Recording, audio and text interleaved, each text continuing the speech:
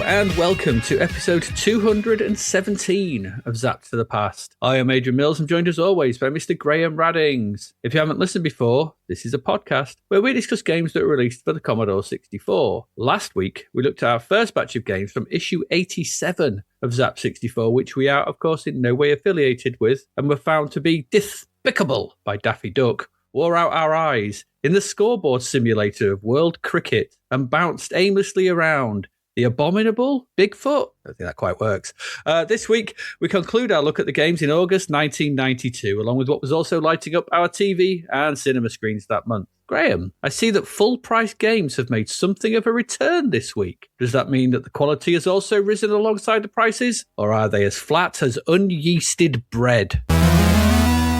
The end of August 1992 is where we're at for this episode, and what a fun time that was. We were all getting ready to return to college. We had released a horror movie too. Well, no one really. And I was now firmly in the grip of Octamed and Pro Tracker on the Amiga. Fun times indeed. So in a month where British Formula One driver Nigel Mansell finished second in the Hungarian Grand Prix, but still managed to clinch his first Formula One World Drivers' Championship, we're off to the movies. Again. As a fall guy. Again. Starring in films. Again. As we explore the sets, platforms and clappers of yet another 8-bit adventure, this time in the ugly guise of Stuntman Seymour. And then we say yippee-ki-yay again as we grab our dirtiest vest, probably lose our shoes, and then walk and shoot our way around a trouble-filled airport in the C64 game version of Die Hard 2, Die Harder. Wow, 1992. At that time, we were studying media production at the now derelict Art College in Grimsby. A wonderful old building that was, now sadly a dangerous derelict after fires and vandalism. It was a wonderful time there though, and it was where I first encountered Photoshop on a Mac Classic. Crikey. So while I sit and remember exploring something called HyperCard as well on a Mac and making a weird game with it, we head off into the mysterious world of monsters, makeup and mayhem. No, it's not Mablethorpe. We're knee-deep in the confusing brains of Clive Barker as we deep dive the vague requirements of the 8-bit version of Nightbreed, the action game. We then stick our footy boots back on because we've got more kicking of balls to do in yet another somewhat misleading venture into the world of international soccer with Euro football champ before we finally settle into a horror game. Yes, that's right. We don't often get them, or the games have just been horrific for all the wrong reasons, but this one is a bona fide horror all the way from Italy, no less, and based on some interesting characters. It certainly isn't a canine-based platform game as I feared it might be. No, it's Dylan Dog, The Murderers. It's an odd collection here, isn't it? A stunt potato, 2 film tie-ins, a left-to-right top-down soccer game, and something based around Dario Argento and an Italian horror comic anti-hero. It's nothing if not an eclectic mix of stuff to say the least. Is it a night at the opera? Or just a bird with crystal plumage? We best take a look. It's full price, but that doesn't mean full quality, does it? No, I don't know. Maybe it does. I mean, there's three full price games this week out of 5. I think you do know. Okay. But yeah, 5 games again. Rapidly coming towards the end of Zapp's existence. And the C64's existence in this format, in this iteration, I suppose, in its original release, I guess you'd call it, wouldn't it? And it's sort of, what do you call it, phase 1? Or is this phase 2? I was thinking about this because some people said that the heyday of the 64 was actually between 1982 and 1985, 86 in terms of its computing, and that when it was top of the heap. Yeah. It was, and then when the game started to get good, it was totally between, well, I'd say good, because actually 83 had a bunch of good ones, didn't it? But the ones that were on the shelves in the shops that we would know were kind of between 85 and 88, really. So is this phase 3 or is this phase 4? Are we going to get attacked by ants? Are you going to have sex with a ant column? We don't know what's going to happen. We'll just have to hit them with 100% yellow is what we're going to have to do. We're going to have to, yeah. But I don't know.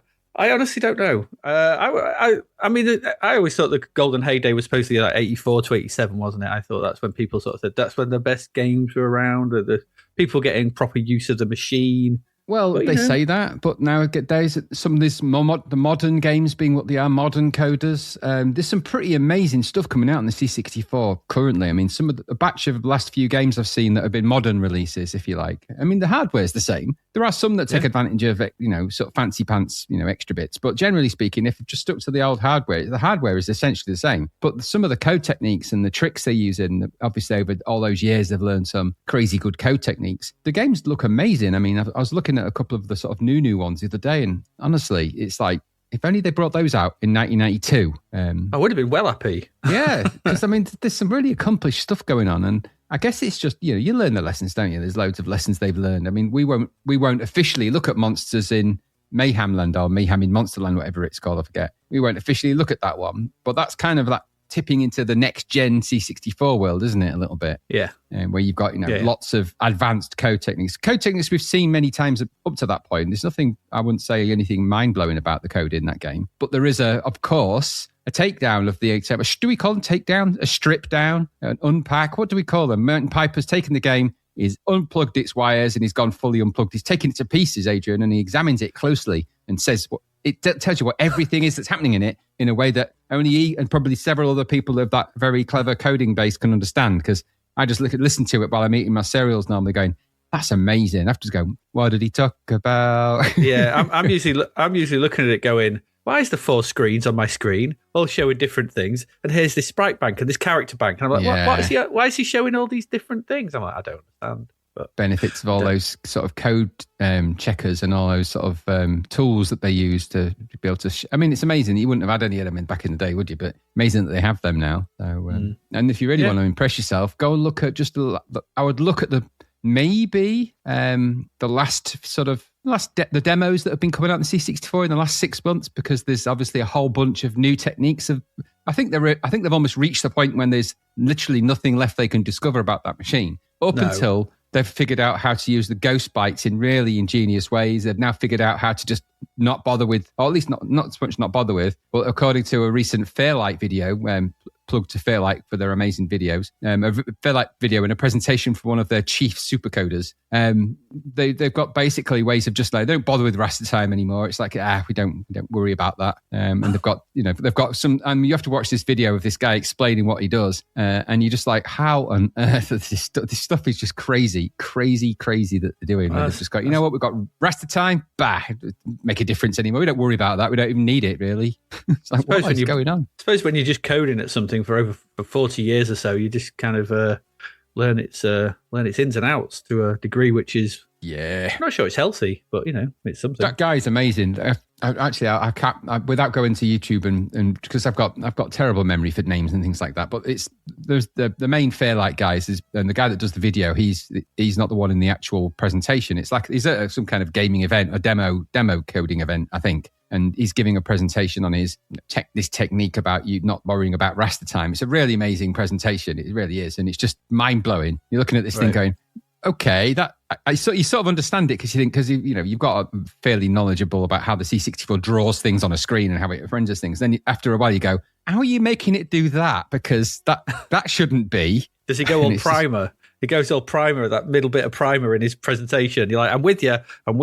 What you want about? It's just clever stuff. I mean, I regularly post all the updates and demos and things like that into our Discord, of course. So, if you are interested in that kind of thing, we do have chats about them. But I've just briefly looking. So just to get double back on it before we obviously dive out, the Martin Piper video on Mayhem in Monsterland has got full details of all of the various techniques, which includes, and I quote, HSP, VSP, DMA delay scrolling, FLD scrolling, pixel scrolling without hardware, and hidden and disabled sprites, just in case you're wondering what it was all about. Okay. Does that make any sense? Do you understand? Do you see?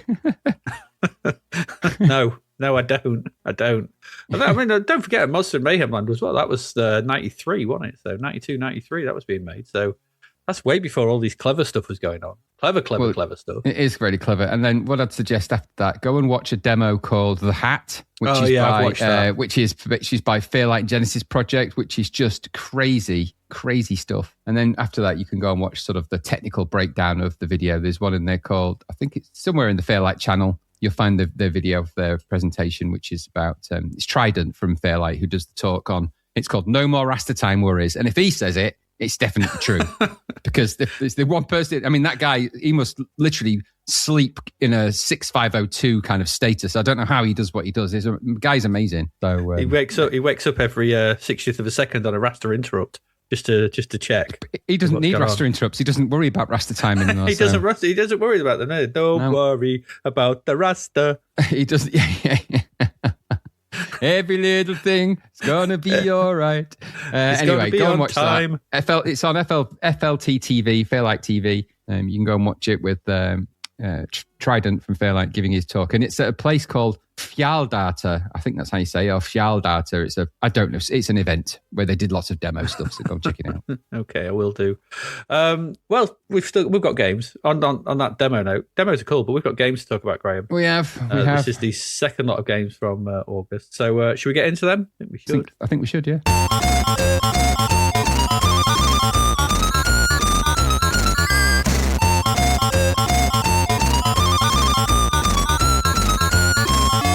Let's get to our very first game then of the week. And this one's over to you, Graham. This is budget. It is whatever it is. It is. You saw him a few weeks ago and you weren't happy, but he's back. This is Stuntman Seymour. I wasn't happy that he'd made a comeback, but there are things about this which are interesting, are there not? So, firstly, who is it? What's it about? Who made this thing? So it's Codemasters, this one, budget game, obviously. Now, this scored 91% in Zap. This was a sizzler, or is that a silver medal? Sizzler. But it's only $3.99, so that's pretty good value, isn't it? That's a good value per percentage point in Zap. So is it worth that? Do we know? Well, let's find out. Well, the developer here is Reflective Designs. That's coder Duncan Scott Kershaw. Now, he's done some things like DJ Puff's Volcantic Capers. Do you remember that? Well, not long ago. I do, yeah. He's also done a bunch of other stuff. Cobra Force. I don't know if you remember Cobra Force. We may not have even reviewed some of these. There's quite a few in here. I looked at it, I thought, I don't remember that. Space Hop, Kickbox Vigilante, which looks a lot like IK Plus. We've got that coming, I think. Starburst, Steel Eagle, Super League, to name but a few. So he did them. Harrier Strike, way back in 1990. I don't think, that was not published. I don't think we've seen all of those or some of those, but he's the guy that did them. Okay, some games under his belt. Graphics here are Jonathan Smythe. Now, we've come across him before. He did Bubble Dizzy, CJ's Elephant Antics. Remember that? CJ's Elephant Antics. You might want to think about that one. Fungus 2. Do you remember Fungus 2? Ages ago. Yeah. Ages ago. Original Fungus 2. There's an enhanced version he did, which came out in 2021. Mad. And of course, he also did Nobby the Aardvark. Okay, when we get to that, have we done that, Nobby? I can't remember if we've had Nobby. No, I think that's towards the end. And Jonathan Smythe, again, he did the graphics, I've already said. So he did the title screen as well. Musician. Guess who it was? I'll give you 3 guesses. There's only 2 of them left. I'm going to go Gerard Gawley. Yay! Of course it's Gerard. Jerry. Good old Jerry G. Jerry G's in the house, everyone. Jerry G. Is that Kenny's brother? It is. It's Kenny's much more C64 enabled brother. He can't stop composing, can he? He's up there with the best of them. So he's single-handedly producing almost all the music now, it seems. So anyway, here we are. Stuntman Seymour. Pretty exciting stuff. I thought, right off the get-go, I thought the music was pretty good from this. Pleasantly interesting. It's a bit of a short loop, not in the old Dave Whittaker 32-second variety, but it is short, but it's quite decent. So I'll give it that straight away. I thought, all right. And when it loaded up, I got to say, I immediately thought it was a reskinned Dizzy game. I mean, the main character, Seymour, this time, towards the top of the screen, he looks like Dizzy in boxing gloves. And then towards the bottom, you're back to the old familiar, I don't know what you even call that. I don't know what it is. Marshmallow with a face. I don't know. Anyway, let's not think about it. So the title screen, it's got the graphics at the top, Seymour logo, quite nice. It's quite nice and colourful. I'll give it that. It is what it is, but it's quite a traditional looking start. And of course, the UI, the omnipresent UI, lives at the bottom of there. I don't always like it when they do that. I prefer to have the UI when I start the game. We've said it loads of times, haven't we? Anyway, what's it all about? This? Well, it's probably best that we have a little bit of the blurb, isn't it? The blurbalon. So. Stuntman Seymour then. Right. Seymour's in Steven Spielberg's latest stunt movie. Did you know that? Okay. Leap from platform to platform. Avoid the explosions. Dodge stunt doubles and blast the nasties. Make it look good or otherwise you'll be cut. It sounds a bit familiar, doesn't it, this? Yep. I'm sure we've done this kind of plot before. Want that sky-high stuntman? Exactly that, yep. Seymour leaps from platform to platform across 4 levels of devastatingly different action movies. Cowboy Western, Pirate Swashbuckler, Chicago Gangster, and a James Bond spy snow scene. It's not easy to say. Put your teeth back in. Stuntastic action in this mega platform romp. Capture the cowboys, pacify the pirates, grab the gangsters by the ghoulies. I added that because I thought they should have put that in. And bash the enemy agents. They ran out of inspiration there. Bursting with explosions, shootout and action leaps, whatever they are. You must help Seymour look good, or otherwise he'll never make it into the big stunt movies. You're never going to make it, Seymour, if you don't do the good stuff. Help him. Help make Seymour make it big, in the movies. Move from film to film. Avoid being hit by the baddies. Make mega stunts and show off to the camera. Get to the end and defeat the bad guy and win the hearts of the cinema audience. The films Seymour will star in are The Good Uns, The Bad Uns, and Seymour, starring Seymour as the Ugly. Support roles by Six Shooting Trigger Happy Trev and Totem Pole Tom Tomahawk. And by special request, Big Indian Red Chief as the evil bad guy. After that, you've got The Plum-Shaped Pirate with support roles by Jagged Cutlass Jim and Captain Chuckaball, guest starring Captain Beardy, the mega bad evil guy. Ooh. Then you've got Seymour Bond, Licensed to Spill. Ew. Don't like that. Co-starring Performing Exploding Penguin Brothers, Sky Jumping Jack, and the Ice Monster. And then finally, even though these are in the wrong order, The Slodge Father, co-starring Patrick the Kosh-wielding Copper, Pump Action Pete, and Seymour's managing... I'm glad he wasn't in the previous one, let me tell you. I don't think... Pump Action Pete's got Licensed to Spill. I don't want that. I don't want it. All right. So what we got really here is another CJ Elephant Antics alike game, haven't we? Really? Mm-hmm. Yes. And it's another in the Seymour series, of which there seems to be 5. The ever popular Seymour series that no one had ever heard of. But there we are. There's 5 of them apparently. So this is the second one. I don't know what order they came out in, but they're out there. And yes, it's another adventure platformer. Ooh, we may as well have another one. We might not add to the collection. There's only been 900 in the past month. They're coming in thick and fast, aren't they, these? Maybe too thick, too fast, I don't know. This one, of course, again, features everyone's favourite Marshmallow. I hesitate to guess that. I don't know. I still don't know what he is, really. Though we're heading, I felt here, a little bit, really, into Dizzy-alike. He looks like Dizzy in this. A lot like Dizzy, really. So it doesn't jump like Dizzy, and it doesn't move like Dizzy, and he ain't Dizzy, but it does look a bit like him. So... I don't know. Where do we go? So you know what the game's about. You know what we've got to do. So let's talk about it. Well, the title screen's okay. Like I said, music, okay, fine. Press fire and you're into the game. The ever-present UI is perched at the bottom with a few rows at the bottom there. Themed like a clapperboard with the score, number of bombs that you'll have, your lives shown as takes. See what they did there. And then a small image of Seymour looking, well, I guess. I don't know what you'd happy. Anyway, top. This is your game world. Resplendent in medium res brown goodness. Not all of them are brown, but that first one's quite brown and yellow. But it's Western, I guess. Okay. Each level has a movie theme, as I said, and your job here is to navigate your way through, avoiding enemies or indeed shooting and dropping bombs on them, and finding your way to the end of the level, which in the tradition of such game is over on the right from your starting point, somewhere over there. To control Seymour, you use the joystick for directions, up to jump, fire to shoot, and down and fire to lob a bomb, which kind of drop with gravity. You climb lots of platforms, jump around spaces, with some affordance given to you, so you don't just headbang the platforms above you, you actually jump through. That's inherited from CJs again, but that's nice, that we don't get sort of that headbanging trick that we had. Dotted around are the various enemies, which range from kind of little people to the sort of stunt people in the game.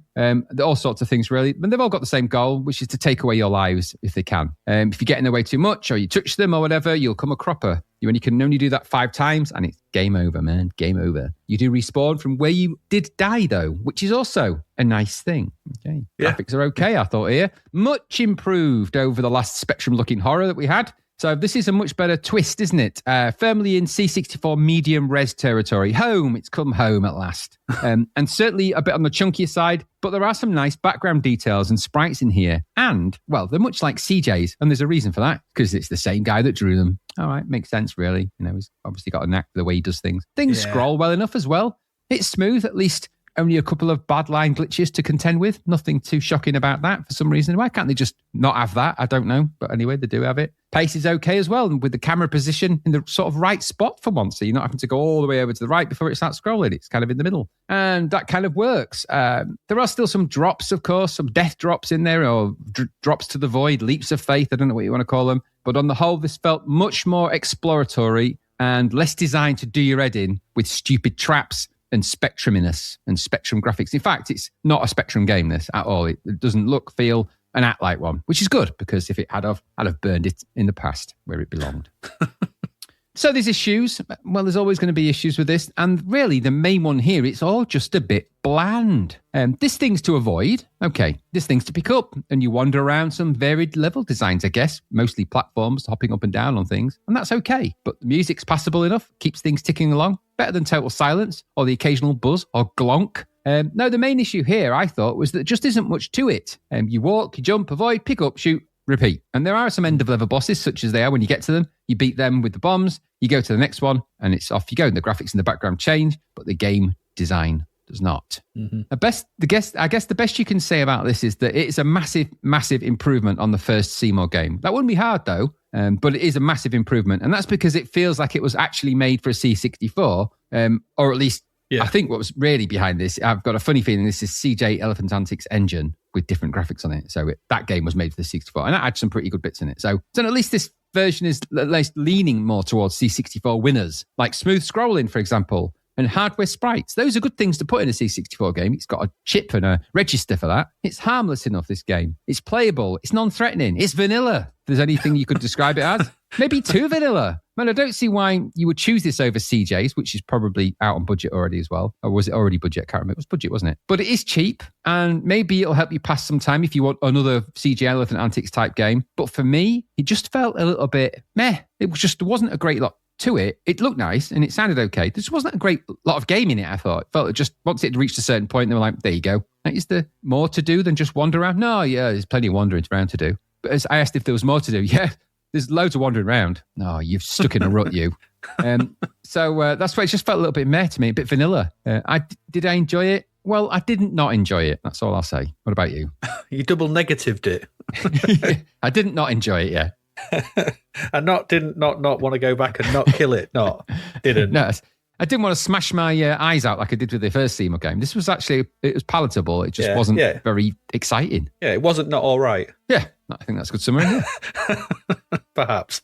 It is what it is, isn't it? It's another reskin of CJ's Elephant Antics, like we saw with DJ Puff and Volcantic. It's just like, we've got that engine, use it. It's a really good engine. Use it. Works. Use it again and use it again. We've got Seymour. And I've noted the same. It's built for the C64, not that horrible Spectrum horror we saw the other week. But it's essentially another CJ game. Same mechanics, pull down and throw bombs. Same with DJ Puff, same with CJ. It's got the same feel, same platforming. It's just not as good, though. And there's only so much goodwill you can continue to have for these games as they churn out one after another. I think, is this the third or the fourth we've had? I'm not quite sure. Yeah, something like that. You remember, this is actually the third Seymour game, because we had that Bomb Jack ripoff. Oh, of course we did. I've completely forgot about that. I knew there was 5 of them because I checked, but I wasn't sure which ones we'd played. I've kind of erased them. There's 5 of them, I was looking. So there is that Bomb Jack one as well. And like you, I didn't hate this. I wasn't sure of the colour on the main sprite. I thought the main sprite didn't fit in the border of the sprite. It looked like it looks like he'd been... the square of the sprite was very obvious with that It was very CJ Elephant shaped for a game like this. It was clearly that they'd used they've just changed the sprites, I think, if I'm honest. I think it's really CJ Elephant kind of with different sprites. That highlight of the blue against the yellow didn't think it looked good. Didn't always work, no. No, it didn't. And I was like, oh, that doesn't look great. But anyway, it's fine. Music's okay. Yeah, like you said, I just feel like I'm playing the same game again. Same tone, same level design ethos. Going through those levels, looping around. Yeah. It's okay. It's not 91% good, though, is it? No, it's not. Well, that's what it got. Because we've seen this before. It's only 4 levels as well. I don't know. I don't even think this is the end for this type of game. I think we'll probably may see other... we're going to see more. Engine we like. I like CJ because it felt new. Although it was based on New Zealand story, but it felt decent and new and something different. And it looked great. Yeah. And this is actually starting to feel like a copy of a copy of a copy. When, you put a bit of paper through a copy machine and eventually it never works out well, does it? Degrades, things get blurred, over time. Degrade. It's not good. So I didn't hate this. I didn't particularly feel anything. I was pretty ambivalent towards it. It's just another Seymour platformer. Yeah. If you like them, then you'll probably like this. Yeah. And that's it really, isn't it? Stuntman Seymour. Yeah. Vanilla. 91% though. No. No. I mean, what did CJ's get actually? I'm curious. I can't remember. I think that got a silver medal, didn't it? Let me have a look. Well, so did this. Oh, did it? CJ's Elephant Antics. Let's see what that got in Zapped. That actually got 94%. So this is only 3% different. Well, that's ironic because the game is only 3% different. That's the graphics. Yeah, but also the code. You do look at CJs. I just look at the screenshots, and they are better. They're just of course they are. It's a better game. It's a better game. Yeah. Better game. Anyway, there we go. There was a bit in the middle, wasn't there, when you drove from scene to scene as well, which was quite nice. Yeah, I guess. yeah. So it's all right, but yeah. Let's waste no more time on it. It's bloody Seymour. It's just some weird blob with legs. Yeah, I don't know what it is. I don't know what it is. Let's move on to our next game.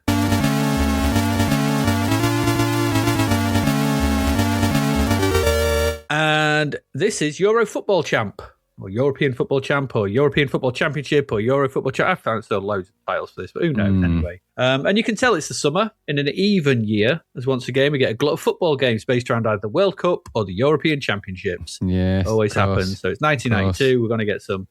The latter is what we have here in Euro Football Champ from Denmark, no less. Ah, I see. And yes, for £11, you cannot enjoy the thrills of the Euros, because this doesn't have the thrills of the Euros. Didn't have many thrills at all. Yeah, because this game's got nothing to do with the Euros at all, really. And it's once again a bit of a shoddy piece of arse. Well, the game, no, right. In the fact of what they've done, this isn't the game that they're trying to market. They're trying to shield people's money by claiming it's something it's clearly not, which is weird. We'll get to that a little bit later.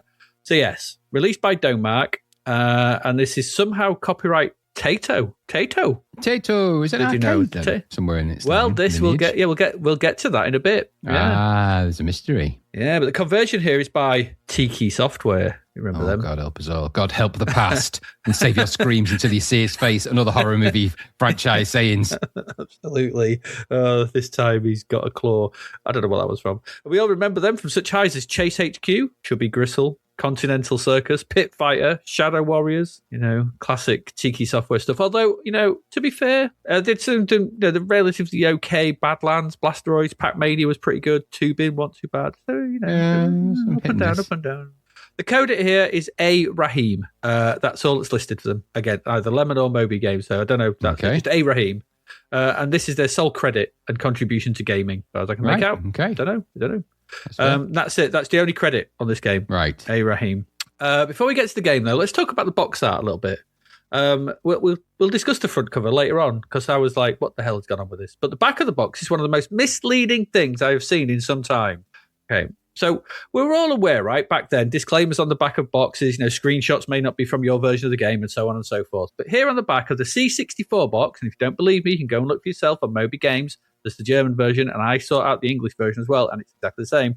We've got some shots of the Amiga version, okay? And that's not unusual, but the Amiga version is based on the arcade game Hat Trick Hero, also known as Super Soccer Champ, which is Tato. This is a side-on football game. Really nice visuals. This was released by Tato in 1991. So it's easy to see they're not C64 shots. You can just tell they're not C64 shots. But no mention of this is made. But in your head, you might be thinking, okay, side-on, you're going to be getting something similar. Side-on football, like Emlyn Hughes or something. That's probably where you may be thinking, you've seen the back. And in my sort of hunt around for this, because it's quite, Euro Football Champ is not an easy search term to get for this damn thing. No. Okay. No. So I managed to find a copy on eBay that had pictures of the front and back, which is the English one, along with the Moby Games one. And and it was a bit blurred, but I chucked it into Copilot basically. He said, look, give me the text off the back of this picture, which it did. And it translated to the English, it translated to Italian. I got some German text and I got some French text, all from Copilot. Good old Copilot. So I'll read them all here because it's quite interesting. English text is printed on the box. Now you can live your football passion full of excitement and emotion with the most spectacular and realistic game ever seen. Right. There's a lot of eggs in that pudding.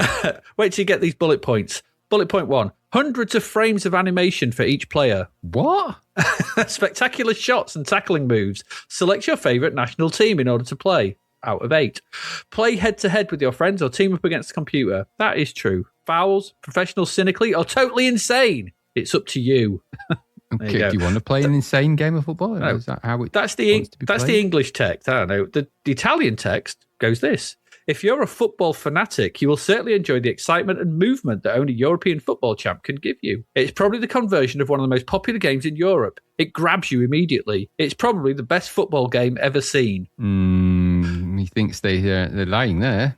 Graphics taken directly from the coin-op arcade game. Whatever. Yeah, spectacular thunderous shots, great tackling positions, and sudden but deadly super shots. Select your national team to play with, 2 players, fouls. The German version says, if you're interested in fast, dynamic, exciting and thrilling football action, then Tato Cup Football Championship is exactly the right game for you. This adaptation of one of the most successful arcade games brings you the atmosphere of the upcoming Football World Cup right into your home. Who's writing this stuff? The graphics are taken directly from the arcade version. No, they're not. Experience spectacular master moves, super action, and super goals. Okay. French version. If you enjoy fast and exciting football action, Football Champ is the game you need. Again, the graphics come direct from the arcade. Acrobatic and spectacular. They're just mix and matching between these languages. It's like all over the place. Anyway, none of them match up, which is weird. You would think it would all just be the same text, just translated. Yeah, you would. But this is, completely different. So most of that is lies. Lies. Dirty, dirty lies. It is. That is proper, like, big, like, pants on fire stuff, that is. Yeah, and I think that... Well, we'll get to it. Anyway, when this loads up, we've got a title screen with the European Football Champ logo, which is from the arcade, and on the Amiga version, and there's the credits. There's a piece of music that seems like it is at war with itself. It's the best way I can describe that piece of music that has this. It starts off in one tempo, changes into another tempo at the moment. The bass line's going in a different tempo. I don't know what is going on. This is one of the strange bits. I thought it had cocked up in the thing, but I listened to it on Lemon as well, and it's the same piece of music. So it's not a good piece of music. Now, the game can be played in single mode against the computer or co-op against the computer. Okay, so that's quite nice. Pressing fire, there's nothing to do on the title screen. You press fire, and this basically opens up like two small windows at the bottom of the screen, where you can basically just rotate through the different teams you can pick. If you press fire on, you can have joysticks in 1 or 2, port 1 or port 2, whichever one you press, that brings up the little scroll bar. Scroll wheel, and you can just flick through them. So you can play as Holland, England, Germany, Scotland, Sweden, France, Spain, Italy, and finally CIS, who I didn't understand. I don't know what. CIS? Who are they? Yeah, I don't know. Okay. CIS, I don't know. And I don't know what that is. I know what the term CIS means these days, but I don't think it meant it back then. And it's not a country. I don't know. Whatever. So you can play as those. And the other person, if they pick a different team, then you play against each other. If you pick the same team, then you play cooperatively against the computer. If no one picked another team on the other side, you just single player against the computer. That works fine. Okay, once you've done that, you press fire, the game starts. Okay. You can also at this point choose the length of the match from a 2-minute game to a full 90 minutes. And it's a full 90 minutes if you really want to do that. And then you can press fire to start the game. And it's at this point, you might think, whichever country you're from, whichever instructions you've read, you've been sold something of a lemon. Remember those lovely side-on screens on the back of the box, all those promises of graphics directly from the arcade and hundreds of frames of animation? Yeah, forget all that. Just forget it. Just put that to your mind. It's gone. Don't worry about that. Because what we have here, right, is a really quite basic footballer. It's a top-down, horizontally scrolling football game like we saw with that Kickoff 1. But jerky animations, jerky scrolling, and laggy controls. Not a good combo. We've said that these fields are to play this kind of left to right, top down. It always feels a bit different, doesn't it? It just feels a bit wrong. This feels no different, really. But, I mean, there's got to be a change in this. But top down, horizontal don't work for football games. I don't know what it is, but it just doesn't seem to work. The screen is split, though, with the horizontal view taking up just over half of the top of the screen. And I think the actual ratio they've got is actually okay. The camera's zoomed out enough that you can see what's going on, and you kind of got a sort of quite a long bar to sort of play in, which is just big enough, which is actually okay, because the bottom half of the screen is a radar view of the entire pitch. And to be fair, that does work pretty well. You can actually see all the players running about. They come on screen, they're on thingy. That actually works. Also, it's got the score for each team on either side. Then, for some reason, the number of the player you're controlling at any given time and the remaining time left of the full game, just counting down above the radar. That's your kind of UI. Screen is pretty basic. It's just a football game. I couldn't find any instructions for this, though. Like I said, hard term to search for, and I just couldn't find any. But controls seem basic enough. 8-way direction for movement, running around. You press fire to kick the ball low, and if you double tap it, you do a lofted kick. Okay. I don't think there's any aftertouch. I tried. I couldn't try to bend it or anything. Just nothing was happening. So I think that's pretty much it. When you're defending or you don't have the ball, you can slide in by pressing fire and get the ball. The goalkeepers are automatically controlled. It's pretty simple. The ball sticks to you. It's not like Kickoff or anything like Kickoff 2 or anything. The ball, it's sort of side-on micro soccer type stuff. There's a ref. You'll be running around. Sometimes a tackle will result in a foul. There are corners, goal kicks. They are actually taken from the right place this time. Unlike the one last week. And throw-ins, and these are announced by giant letters. When you get a throw-in or kick-off, it's just throw in, scrolls across the bottom, or kick up, goal kick, or goal, and things like that. Scrolls across the UI at the bottom. So, that's all right. Something, I guess. It's It's a football game. It's auto switching, so you control one of the players. This is denoted by a big either 1p or 2p with an arrow pointing at them. So it's easy to see who you're playing. You're controlling, and it's not too bad. The actual AI to actually pick the player that is closest to the ball is pretty good. It does actually work pretty well. You score goals. Scoring's quite easy in this as well. Old corner of the penalty area and shoot at diagonal generally wins. And you can play for and you play for the time you put in. It's a football game, and that's it. There are issues. The graphics are perfunctory at best. They're okay. Adequate sprites. There's a ball and a pitch. Things are animated. They've got about 2 frames of animation, not hundreds. That's for sure. The scrolling though is a bit jerky, which is a bit of a pain. And there's a big raster glitch under the pitch display for some reason. I don't know why that's there. Gets worse when you score and big chunks of characters appear. The colours for the teams are arbitrary. They bear no resemblance to any teams I know. At one point I was playing, I think, Germany versus Holland, and I was in brown versus green. Or no, not green. That'd be Germany's away kit. It wasn't green. It was brown versus white, I think. I don't know. It was wrong colours anyway. There were wrong colours. No one plays in brown. And there's no but. And this is the thing. There's no tournament here. Right? Remember, this is the European Championship, supposedly. That's weird. There's no tournament. This is an arcade game. This is a conversion of that arcade game from Taito, whatever it was called, Hat Trick Hero, Super Soccer Champ. So despite the changing viewpoint, they've taken the structure of that game and put this in here, right? So the way this works is you just play until you lose. So you pick your team. Weird. You play the first team.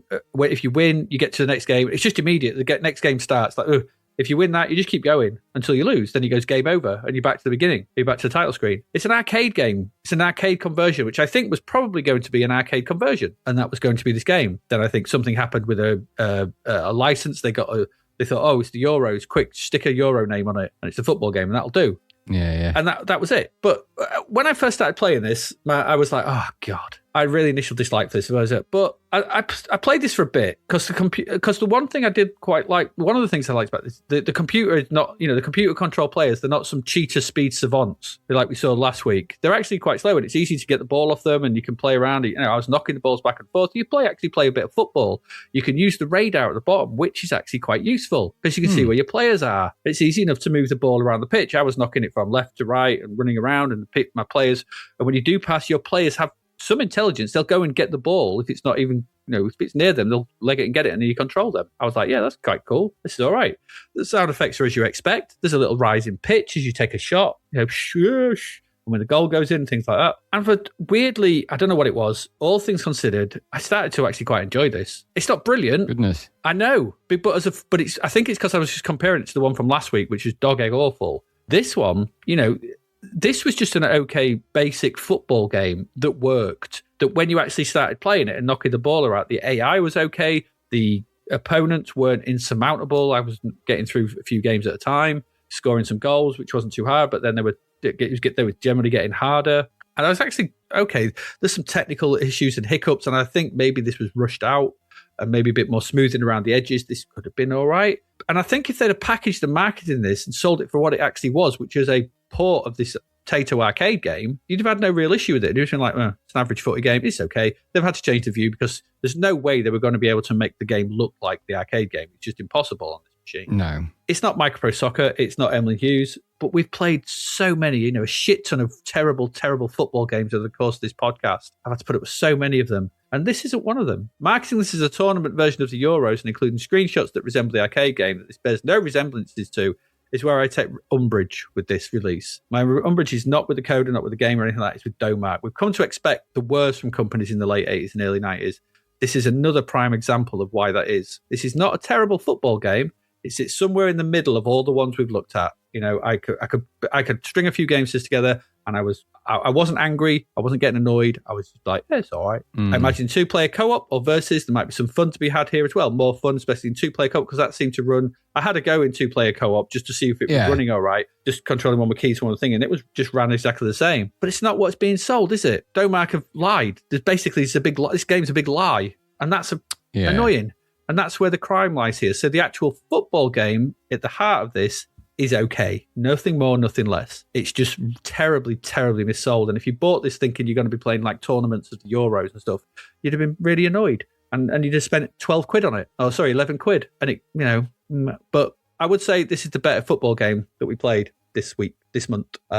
Just because it played a better game of football, but I can't get fully behind it because it's terribly missold. I feel sorry for the coder because I reckon they were just making this footy game or asked to sort of convert this arcade, and then it got just chucked into something else. So I don't know the story behind it, but anyway, there you go. That's the Euro football champ. What did you think? I thought it was pretty weak as a game compared to some of the others that we've already had. I just think it was a little bit late to the party. It did, however, and somebody pointed this out on Lemon, it does have a really nice scanner, I guess, or the radar view at the bottom. Yeah. So, and that is pretty good. We've not really seen a good one of those in any of these. No, and it works. It was also disconcerting to play a side by side top down, left to right top down, as opposed to top to bottom top down. So that was interesting. I think it's a game that you probably want to persevere a bit with, and maybe you'll get something out of it. It was certainly better paced than the crazy pace of the previous one, where you had racehorse urine fueled players, so you couldn't catch anything. At least you can actually participate in the sport you're aiming to participate in here. So there's fun to be had, I think. I wasn't overly impressed with it, but by this point, I've just got this football game fatigue now. I'm kind of fed up with these top down football games. And at this point, if we was ever going to play a football game, I'm playing Sensible Soccer or Sensible World of Soccer on the Amiga by now. Yeah, in the old this school. would never have got a look in back then. No, not a kind of else chance. It is an attempt to do something. I mean, a silly bragging aside, and full price is stupid for this. It is just I felt a reasonable attempt at something, but late to the party and badly managed in terms of its marketing. It does have some nice functional ideas, but I think it's been bettered by other games that came out prior to it. So it's never going to be a mega hit. But it's just, at 45%, I think perhaps is a bit low, but the score is the cost is really high. So I think no one would have bought this. No one would have bought this for that price, because you're going to go and see that you've got other games that are cheaper than this on the shelf and think, I'm going to bother with that. And if you did buy it, on the back of those screenshots on the back and the promise of it being about the Euros, you'd have felt pretty aggrieved. You'd have felt pretty aggrieved at that point. I'm pleased they got away with it, really. I mean, nowadays you wouldn't. The football people would have been onto them, kicking footballs at them in fields and annoying them and taking the ball away and having ice pops. Absolutely. No orange juice for you at half time. But I thought it was okay for what it was. It just was a little bit, for me, I'm not that interested in these kind of games, but I like the little radar at the bottom. Finally, a radar that you could actually utilize in the game, which was pretty interesting. So that bit was all right. Yeah, I have a feeling it was rushed. A couple of months more just to smooth out the edges, get the scrolling up to speed and things like that, just to sort of bit more optimization of the thing. And you've had an okay. And just say it what it is. It's a C64 version of Pop Soccer Champ or whatever it was called. Yeah. And I think you'd have been a bit more forgiving, but it's not worth £11. Not enough game there. There's not enough. There we go. That's it. That's the first two games for this week. Kind of average. Kind of average start to the week, I suppose. We're going to go away, take a quick break. We're going to come back and see what was going on in the land of TV and cinema in August 1992. So please do stay with us.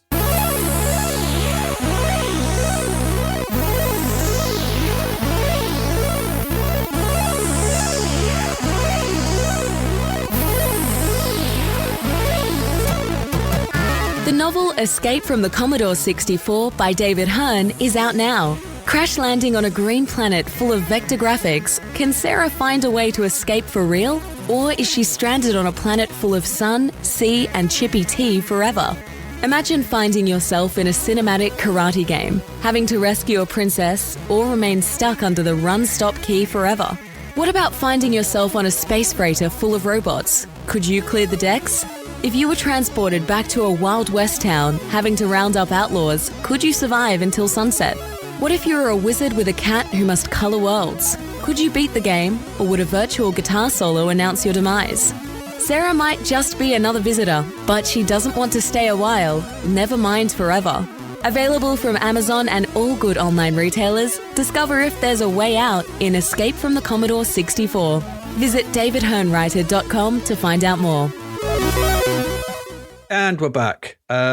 Is there much going on in August 1992 at TV and cinema? Well, starting with TV, on 6th of August, Graham, Lord Hope, Lord President of the Court of Session, Scotland's most senior judge, allows the televising of appeals in both criminal and civil cases, the first time that cameras have been allowed into courts in the United Kingdom. Yeah, it sounds posh. I know. I couldn't find much on this. I mean, I found lots of things from around there, but don't know. Interesting, I guess. Lord President of the Court of Session and ruler of the Seven Kingdoms. I bet they said after that. Absolutely. It's first of his name. First of his name, layer of the eggs. So, license to spill.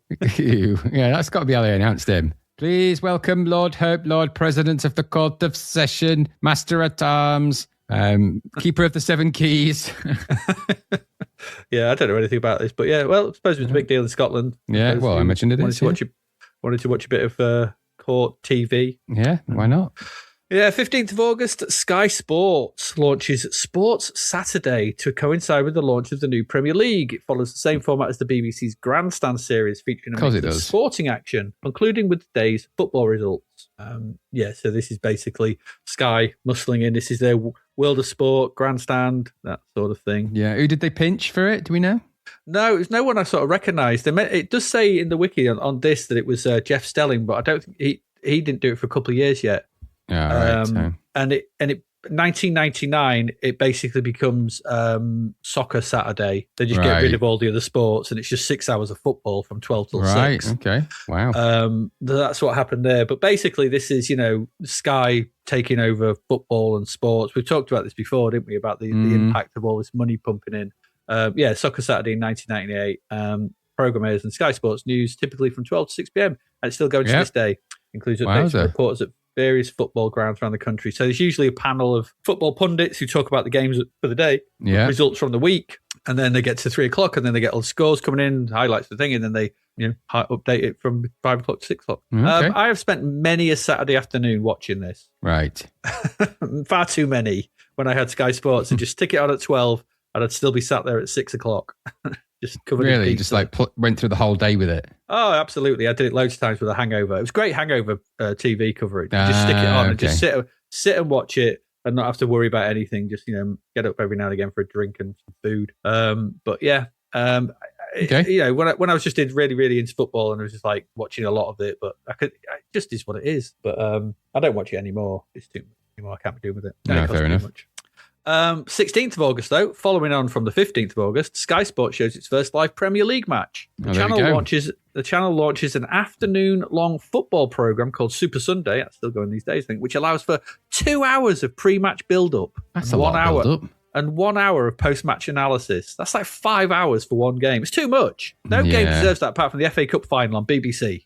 Yeah, that is a lot. I mean, it started to become common, though, didn't it? Because a lot of sports started to have that kind of pre-match build-up. Boxing had it for some time. Boxing's crazy now. If you look at the boxing match, the main event will start at 10 p.m, but the actual all the rest of the card can start 6 or 7 or 8 hours before that, maybe even earlier. Yeah. So it's crazy. And in football, I imagine it's the same. I've never been to a football match in my life. What happened? Never been to one. Never been to one. No, because I don't really watch football. It'd be pointless me going. I wouldn't know I'd probably face the wrong way or something. I'd end up in the wrong. I wouldn't know if I was clapping or shouting or booing or cheering. I wouldn't know. And my eyesight would be is what it is now. If I don't have my glasses, I ain't seeing anything. I would imagine. When do you arrive for a football match? You would know because you've been to matches. How early do you get there? How does it work? You don't get there. Well, certainly don't get there 2 hours beforehand. Usually, you're in the pub at that point. So, if you go into a football match, you generally tend to get there. I would usually get there around about for a 3 o'clock kickoff. You get there around about sort of 2:15, 2:30. Then get to your seat, maybe grab a horrible pie and something to drink. Sit down for 3. Kick off at 3. Try not to drink too much because everyone queues for the toilets. From about 10 to 4 when the half time is. And then you try to make it through to 5 o'clock when usually the game ends and everyone files out, and that's kind of it. And then all these 2 hours of pretty much build. You only need that for the FA Cup final when you had the history of the FA Cup and how they got through each round, and there was talks and the players came out and walked around on the pitch and stuff, and there was a lot of build up to the FA Cup final. This is just like a weekend game. They don't need it. Oh, what do I know? I didn't make billions off this, did I? Is there any kind of are things allowed in the car park of the stadiums? Like, because in America, for the American football games, there's an entire culture around what they call tailgating. I don't know if you know that. Yeah, where they just basically open the tail of their big, massive cars and have barbecues. Well, no, it's not just a few of them. There's entire tents set up with live bands playing. It is like major stuff. It's like it's It's crazy. It's all barbecues, but there's entire events going on in the car park, and these occur all day. So they're all day and all night. That might do. I've been round. I went round Anfield many years ago, the Liverpool ground. I've never actually been to a Premiership game, but I've been to a couple of England games at Wembley, and I saw Grimsby play at Wembley as well when we played there twice in one season.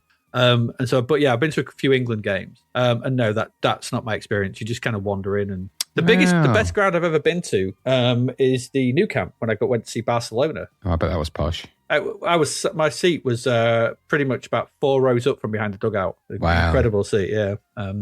So that was really good. I just kind of I was sat there just watching it, and I was literally that one player, that one fan, because I didn't like you. I was like, I'm not a Barcelona fan. I thought, someone bought me as a present. I was like, wow, this is amazing. I can see Barcelona. So this is when Messi and Iniesta and all these kind of, great players, Xavi and all that sort of stuff were playing. And Barcelona were playing. I can't remember who they were playing. It might have been Atletico Madrid or something.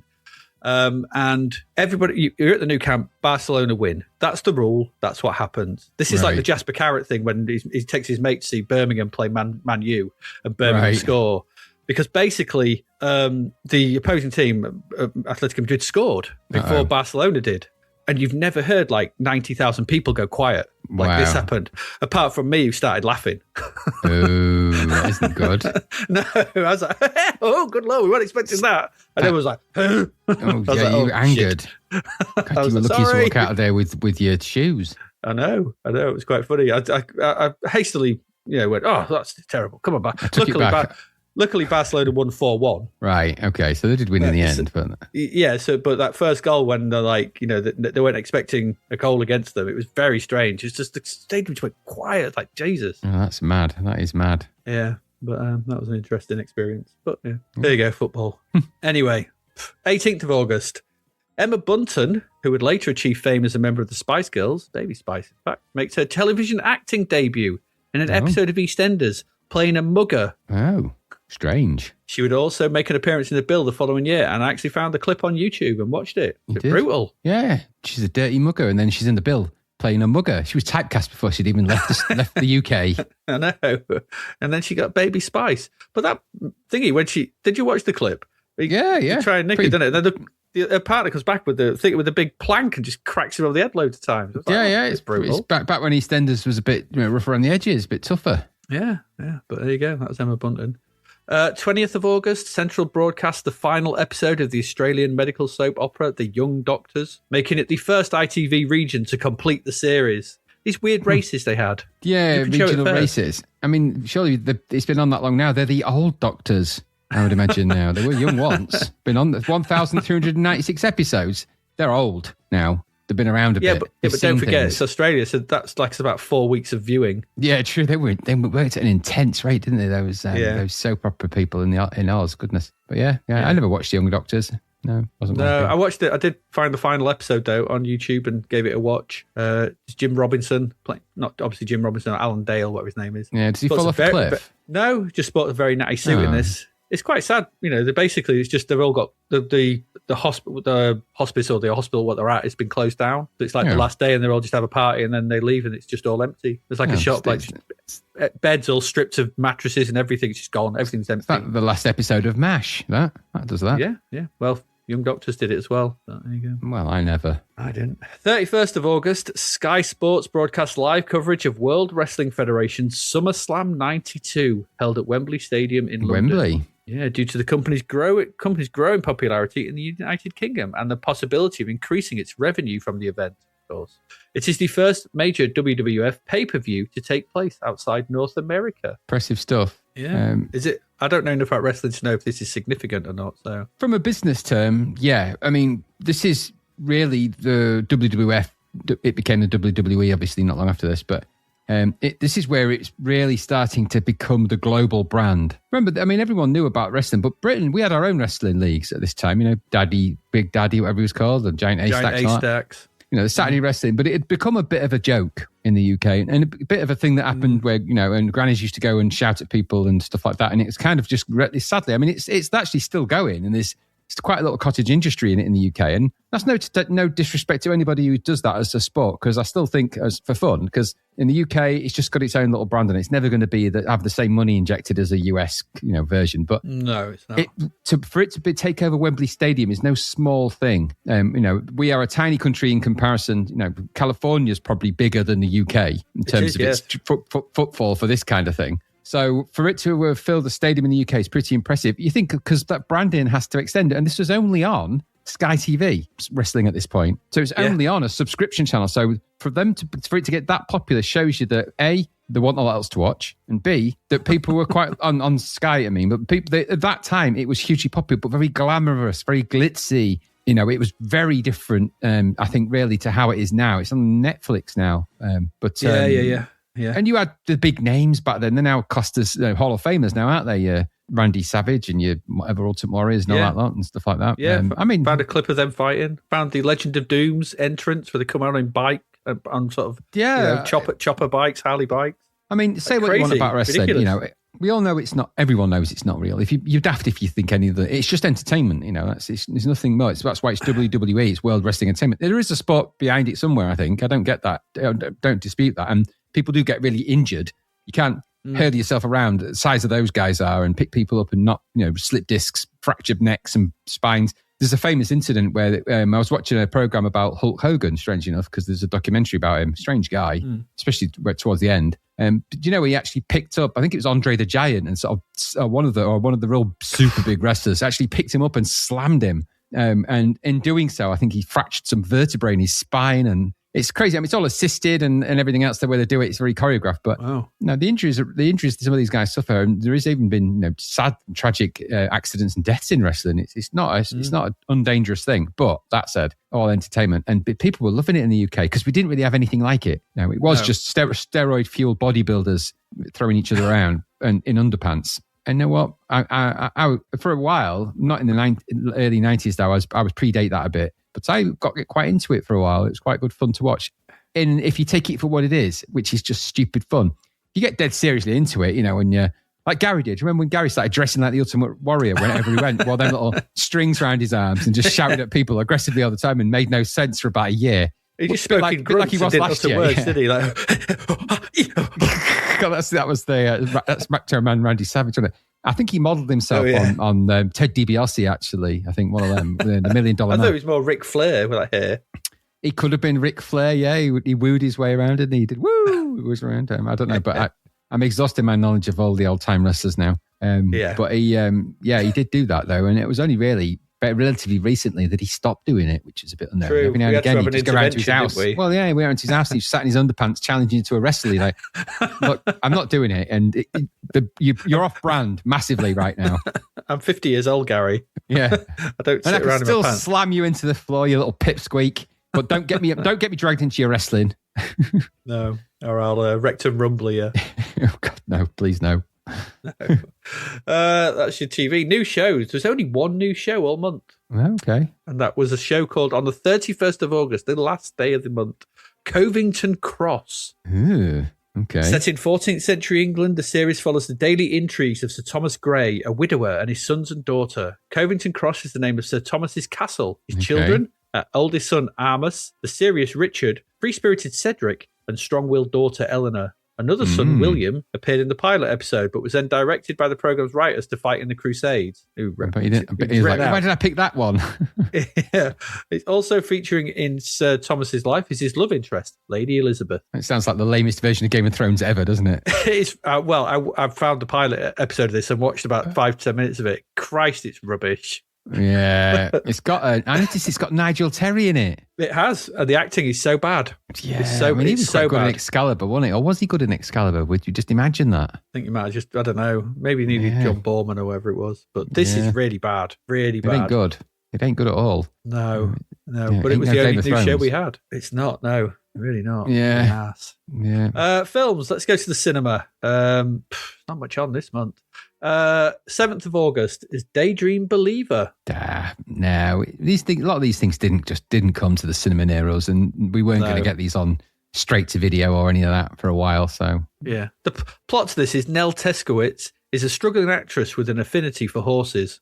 Okay. Got Martin Kemp in it. No, it's not going to... I'm not renting it. After Nell she meets a wealthy rock music promoter and stable owner, Digby Olsen. After Nell uses her telepathy to help Digby tame horses, they eventually fall in love. She's a telepathic horse whisperer. That's niche, isn't it? That's a skill. Like, you could put that on a business card. You're going to impress people. We wouldn't need to. Just this is what I am. But anyone could say that, can't they? How do you whisper to these horses? That's what I mean. But she'd have to say it to people, not the horses. She's not a telepathic horse whisperer, but for people, is she? That'd be pointless. That's true, actually. Only horses can understand her telepathy. Yeah, they can't tell us if they understand it. How did you discover that? How did you know that the horses were not just, doing what horses do? Horses are often interested in what you're saying when they're not really, because they're rude animals. They're really rude. Eat these sugar cubes. Wow, I hate them. Rude. They're rude. They're quite rude animals, horses, actually. Quite, bit snooty. Well, they're their own animal, They don't bend over for no man. Okay, good, I think. Right, moving on. You could also go and see Masala. I don't know what this is. No, I heard of it, but... 5 years ago, under the watchful eye of the great god Krishna, a plane full of Indians returns to the homeland, exploded in Canadian skies. A mortal named Krishna, this is from IMDb, by the way, named Krishna lost his family in the crash. In the present, the mortal Krishna is a former heroin addict with a nebulous past who returned to his mother's family, including an aunt who married a sari dealer. Right. Okay. Do you get that? I'm going to tell you later. That is not going to rent in Blockbuster. We're not in Grimsby. No, it's not. Just saying. No. If you didn't fancy that, there was Jock, the Jock Stein story. Who's Jock Stein? Jock Stein was the manager for Celtic and Scotland in the sort of 60s, 70s, and 80s. He basically... this is a story of when Celtic won the European Cup, the first British side to ever win the European Cup title in 1967, and they're 11. They basically became known as the Lisbon Lions. So right. That's what it was about. Okay. So it's just a documentary about Jock Stein, basically. Right. If you didn't fancy that, there was Caged Women. Oh, dear. American tourist Janet Cooper goes on a vacation in a remote South American country. After being arrested by a corrupt policeman and convicted of a trumped-up drug possession charge, Janet is imprisoned in an isolated castle. Oh, yeah. I found the cover for this, and I bet this rented well, didn't it? Yeah, it did rent very well. That and Red Shoe Diaries, it's in that same sort of league. Just looking at that cover, it reminded me of sort of a saucy Prisoner Cell Block H, actually. Yeah. So I'm not sure. Prisoner Cell Block Triple X, I think, was that one. Yeah. The strong ones take, the weak ones give. That's the tagline. So cheesy lame. It's R-rated, though. So it's probably got some real, saucy bits in there. I'm probably only going to rent that a couple of times, I think. Yeah, I'm only downloading that the once. I should only watch that film 3 times. No more. Caged Women. 14th of August, you could have seen Without You, I'm Nothing. Okay. Odd little thing, that. Yeah, Sandra Bernhardt in a studio version of her off-Broadway show. Whatever. Yeah, I've never watched it. Big one, though, I think probably for this month is Lethal Weapon 3, which was also there. Yes. Riggs and Murtaugh pursue a former LAPD officer who uses his knowledge of police procedure and policies to steal and sell confiscated guns and ammunition to local street gangs. Yeah. Did well at the box office, 35 million, bringing back 321 million worldwide. So there's still an audience for these films, but it's clearly probably the worst one, isn't it? I don't know. The fourth one wasn't great. The one with Jet Li. I did prefer it to this, though. Yeah, it just had a bit more about it. I think this was just... I said it last time when we talked about it. It's so utterly forgettable. I had to sort of look into this to find out what it was about, because I couldn't remember anything about it. I forgot Renee Russo was even in it. What's this one about? Well, and even then, I forgot why she was in it. I was like, what's the purpose of that character in it? Is she love interest? It sort of is and isn't. She's kind of... I don't know, because I think she's meant to be Murtaugh's new partner, isn't it? Or Riggs' partner, sorry, because Murtaugh's retiring still. Yeah. I can't remember, but he's going to see the psychiatrist because he's still wacky, crazy guy. And I'm like, it offers nothing new. The only decent character that's sustained throughout all of those is Joe Pesci's character, Leo Getz. Yeah, but he becomes a bit struggling. It does become a bit like in the second one, he's kind of interesting and new, and this one is a bit like do the same again but more. Yeah, just up the ante on the sort of silly and okay, that kind of. And I noticed when I saw some bits of this film that the dialogue in it is just like them rambling to each other. That's where it almost like there's almost burbling sort of to each other. So I wonder how much it was kind of just made up on the spot. Shane Blackstone is one of the writers for this, co-writers. I think there's 3 writers altogether, which never sounds like a good thing. It's probably based on characters created by, I reckon.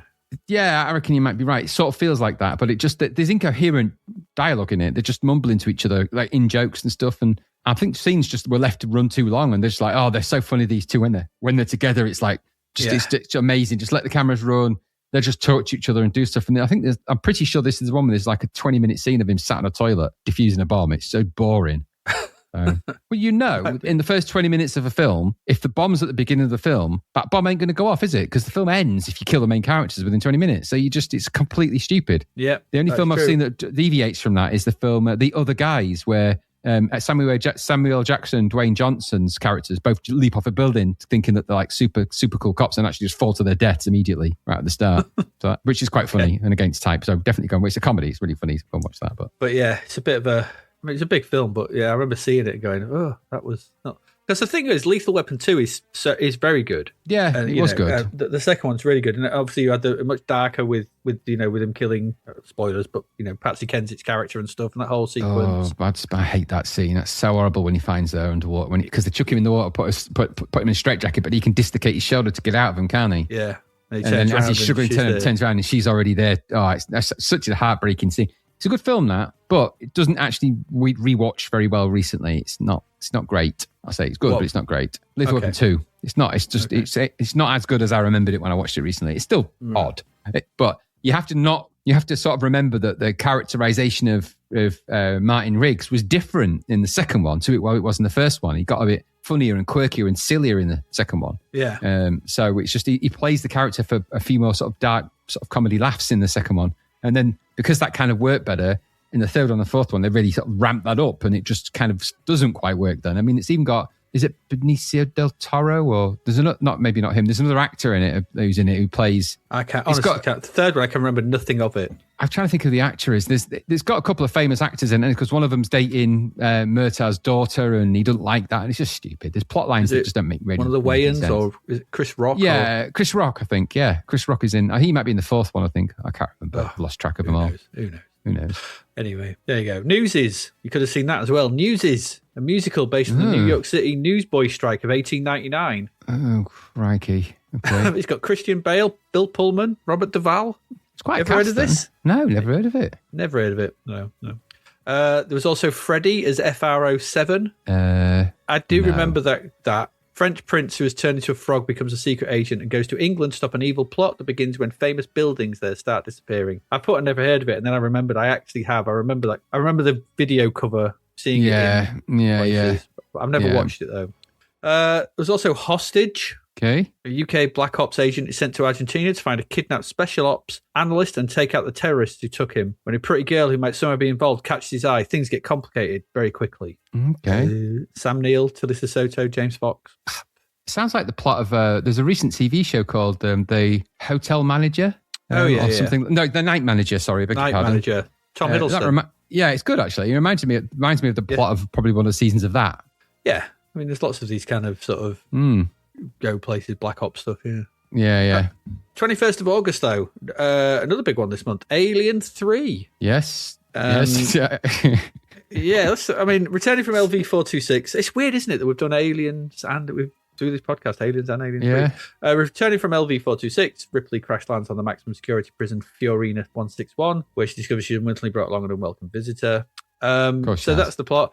I mean, I've noted here a film of two films because the director's cut and the release cut are very different. A very troubled production, which we were all aware at the time. There was lots of rewrites of the script. There was, was it Vincent Ward who wrote the script about it being on a wooden planet?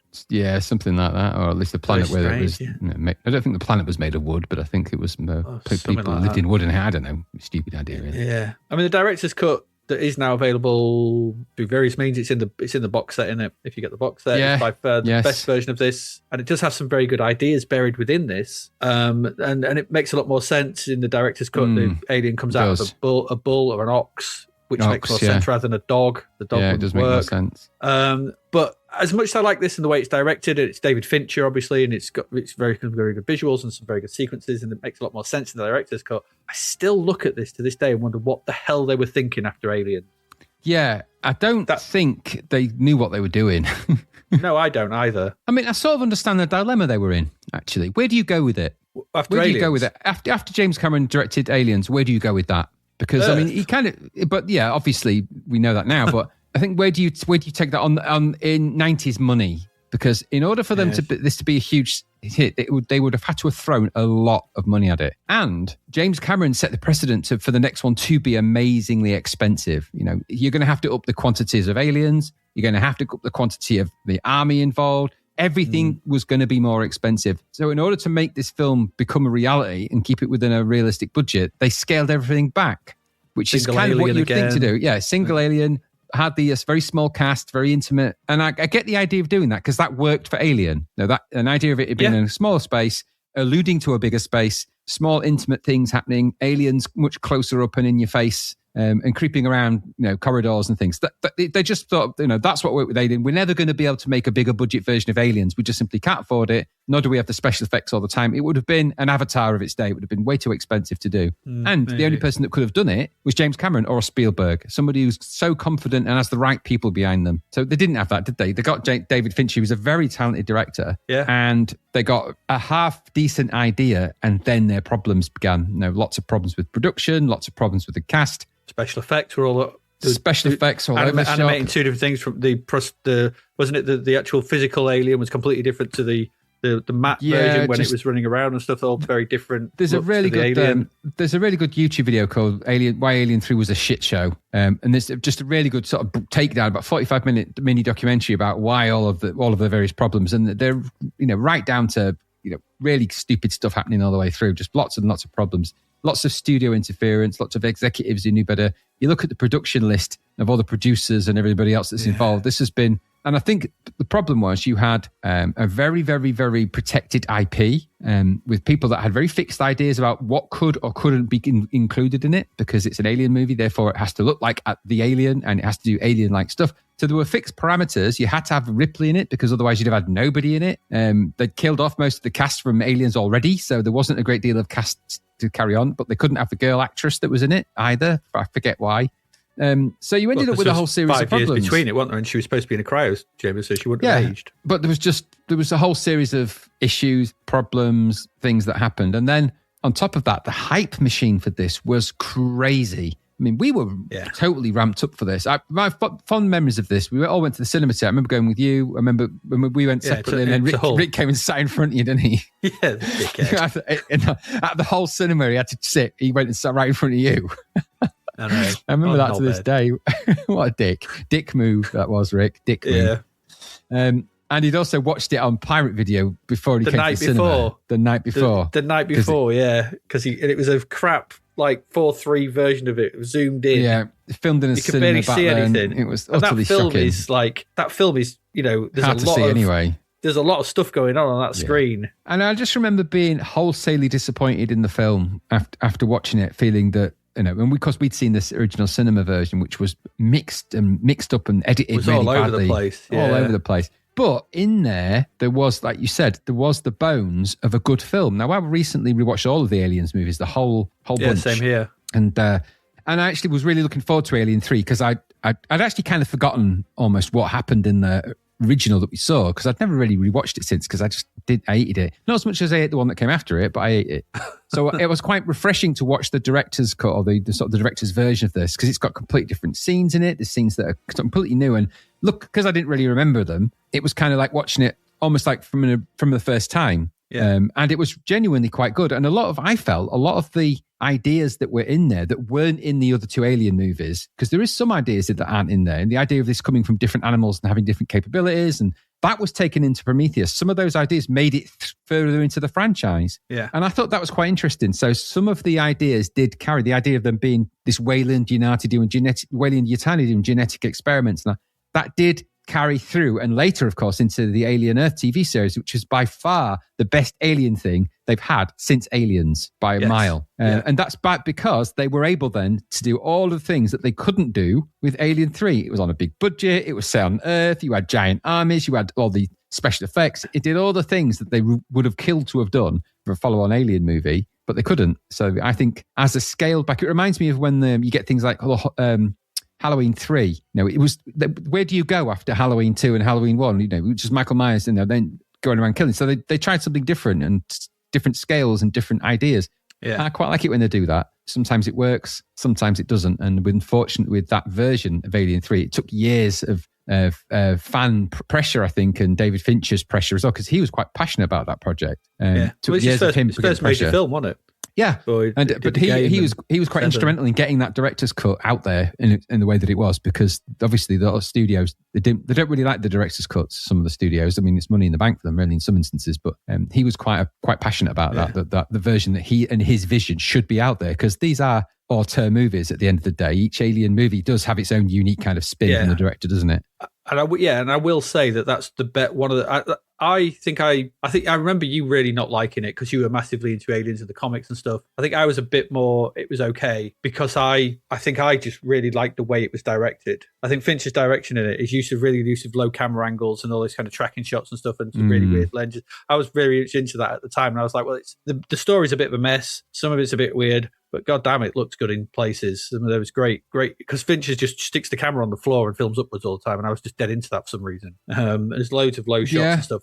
And the other thing that's weird about Alien 3 is the cast. It's like, why is it all British? Cheap British prisoners. I mean, one, because they filmed it in the UK and it's cheaper. I guess so. But it's just a weird sort of casting choice, isn't it? It's just like, I know, it made me laugh that the prisoners of the future are just British people. It's like, we're like the worst criminals ever. Yeah, absolutely.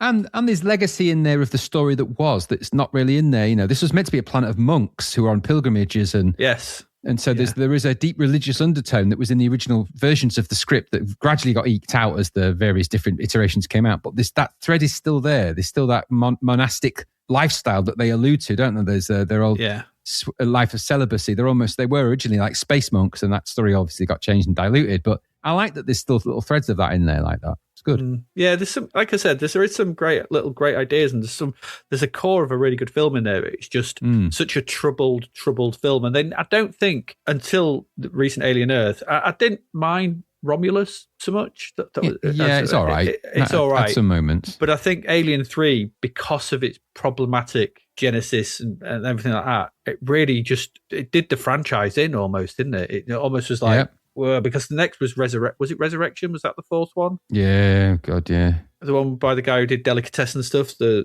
again, there's some cool ideas and little bits and bobs in that, but then you've got the white alien at the end and the Brad Dourif and stuff like that. There he is. But there's the great bit in that where the three aliens are in the room and they kill one of them to burn their way out with the acid. I think, great little moments like that. Those little touches are spread through these.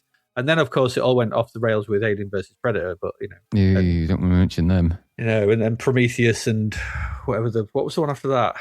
Oh gosh, that's the one with David in, isn't it? I mean, I actually out of the two of those, I like the latter, not the former one. I can't stand the soundtrack on them. But I can't remember the name of it now. It's just slipped my mind. But yeah, you're exactly right. And it came good in the end. And of course, came back. Aliens did such a good job. It was like.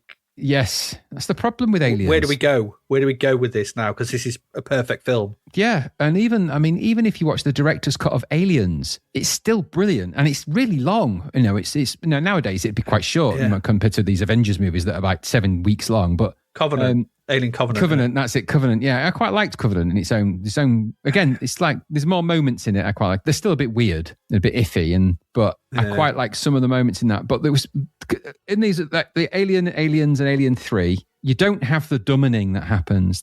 Later these films go and dumben. The characters become really stupid, and that's when they keep. Prometheus. We joke about how they just do.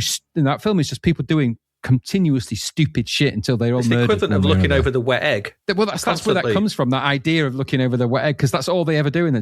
What we said many times, don't look over a wet egg. Yeah, and they do it loads in those stupid films. They do, especially in that Prometheus. I mean, that's like the wet egg film, isn't it? It's not just wet eggy breathing sort of dangerous smoke out of a plant. Some guy puts a drop of black goo in his pint and he drinks that and he gets all fucked up and... Yeah, there's a lot of stupidity in recent sci-fi films. What's that other one as well? It's not an alien film, but it is an alien film. Life. Life. I knew you'd know which one I was going for. It's the stupidest. That's what I mean. That's exactly it. The curse of stupid strikes back in that film. Everything just gets stupider and stupider and stupider until the point when you're like, this is just stupid. This is really stupid. The more recent Jurassic Park film is just really, really stupid. And I don't know. I can't. I don't like stories where you're relying on stupid. Where someone the audience thinking the audience is stupid is like, don't come up with a better idea. There's a better idea why the dinosaur gets out. Yeah, do don't something be stupid good about it. Yeah, and there are films that do it really well. You don't give the audience. The first one. Yeah, exactly. Just you don't need to. You just give the audience enough. They can figure stuff out. They're smart people. They can connect dots. You don't need to explain everything in corridors. So some modern curse of all sci-fi nowadays is that they have enormous amounts of what's they call it? Exposition in corridors. That has to happen because like George Lucas drives me crazy. Because it's poetry. Oh, George Lucas is the kind of inventor of that in the modern world, isn't he? Them Star Wars movies are just people talking about stuff and having cups of tea and. I don't know. Anyway, I think we've beaten Alien 3 to death now, but but underneath it though, I think we still do actually quite like the director's cut. Yeah, I definitely rate the director's cut. And Charles Dance is in it, and he's very good to watch on screen. So yeah, I've got nothing wrong with the actors in it. The acting performances in it are really good. It's a strong British even cast. Ripley's quite good in it. Yeah, they're all very good. But it does let itself at the end when what's his face Lance Henriksen turns up as it's like I think that's studio intervention. Absolutely, yeah. Yep. No way. There you go, Alien 3. You could have also watched Lovers, A True Story. Nah. No. 1950s Madrid. I don't know. There was also something called Waterland. 1974 Pittsburgh, a high school history teacher seeking closure, tells his class about his experience as a teenager in England during World War II. Sounds riveting. Yeah, can you imagine if we'd done something similar with our students? Just sat there and just got off on one and just started talking about our experiences when we were younger. I probably did. To be you fair, probably many did, times. Actually. Yeah, but just lock the door and keep them in there for a few hours. Just me, my mo, my Maeve, and singing at them off key. True. There's also Jersey Girl. I didn't see any of these. I recognised a bit of the blurb off that, but other than that, I remember I think I might have rented in the video shop.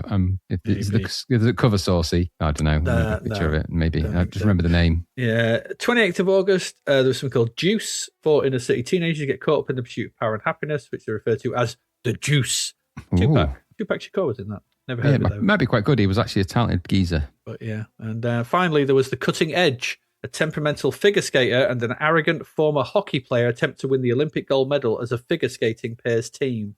Could be quite good, that. If it's one of those films where they come good at the end, kind of feel-good movies, maybe. But it probably is. I've never heard of it, though. It's Strictly Dancing, whatever it's called, but Strictly Ice Dancing. Yeah, I'd rather watch Blade of Glory. Probably basically the same thing, yeah. Same sort of thing. Yeah. Anyway, there you go. That's it. That's TV and film. 2 films we're talking about. The rest we've never heard of. And the what was that? What's that TV program? The Covington Cross. Covington Cross, yeah. Who knows? Anyway, we're going to go away, take a quick break, ruminate some more on the Alien films. When we come back, we still have 3 games to get through, so please do stick with us.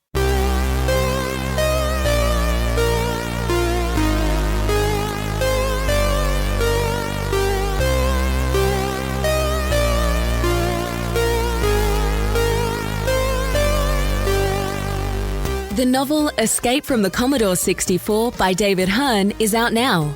Growing up in the 80s is a chore for Sarah, who feels misunderstood by her parents and badgered by Reese, her bothersome brother who incessantly prattles on about his treasured computer games. When Reese tells her one of the games tried to pull him inside the computer, she laughs off his fanciful fib.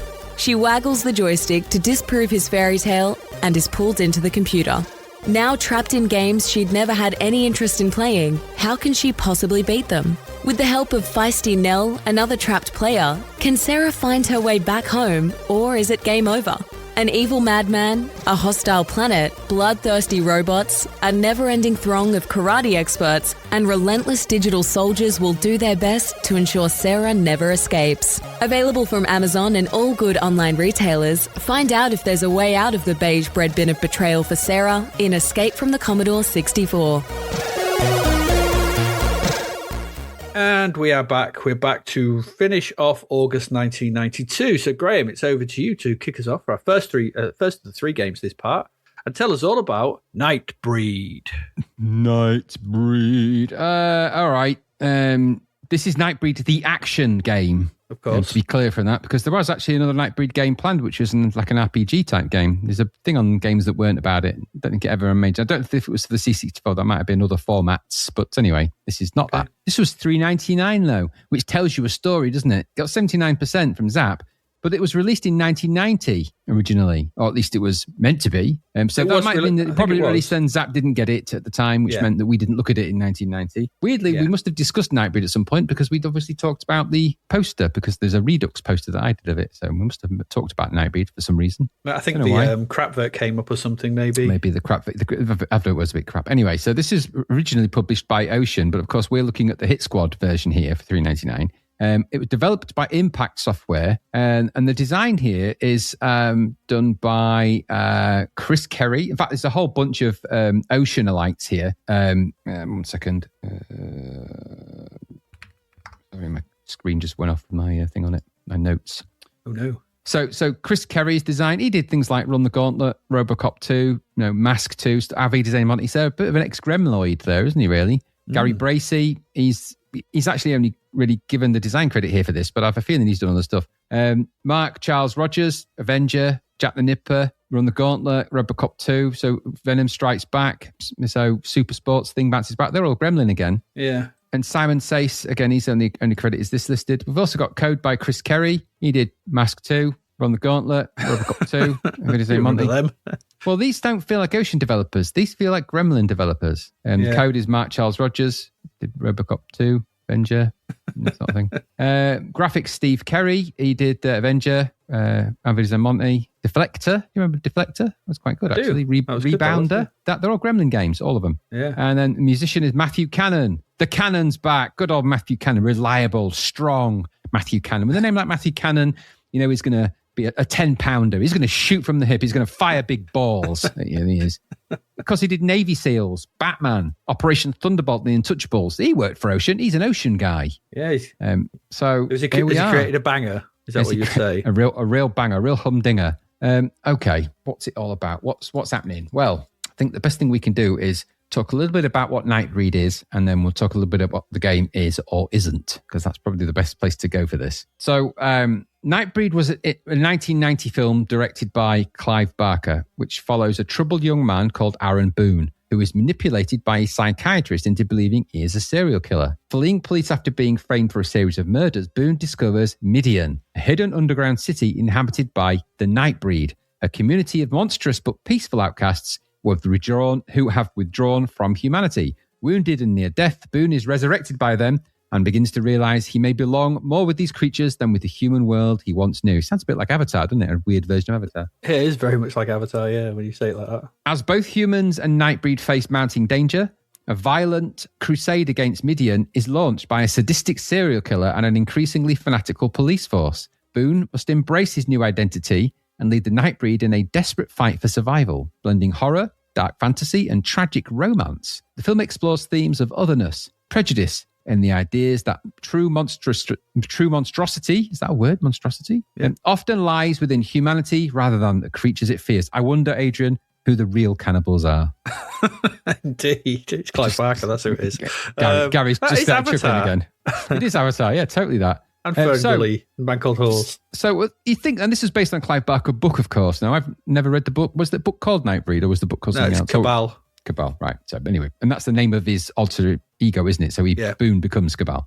It's a good book, actually. It's good. So a very popular book then, by all accounts, from what, Adrian Mills gave it 6 thumbs ups when he reviewed that. I thought it was quite good. I mean, I read it back in the 80s when it came out. And this was on the back of, a success from Hellraiser series from Clive Barker and things like that. So, he was quite a bookable person. Yeah. He directed this as well, so interesting. But it performed really badly at the box office on its original 1990 release and was considered a commercial disappointment. It made, on a production budget of roughly $10 to $11 million, the film earned only $8 to $9 million worldwide, with around $7 to $8 million of that coming from the US box office. Marketing confusion played a major role in its underperformance. The studio promoted it primarily as a conventional slasher horror rather than a dark fantasy epic, which is what Clive Barker had originally intended. The mismatch between marketing and the film's tone left audiences uncertain about what it was, limiting mainstream appeal. Well, there you go. That's what happened. Despite its weak theatrical performance, though, Nightbreed later gained a significant cult following through home video, cable television, and especially after the release of the restored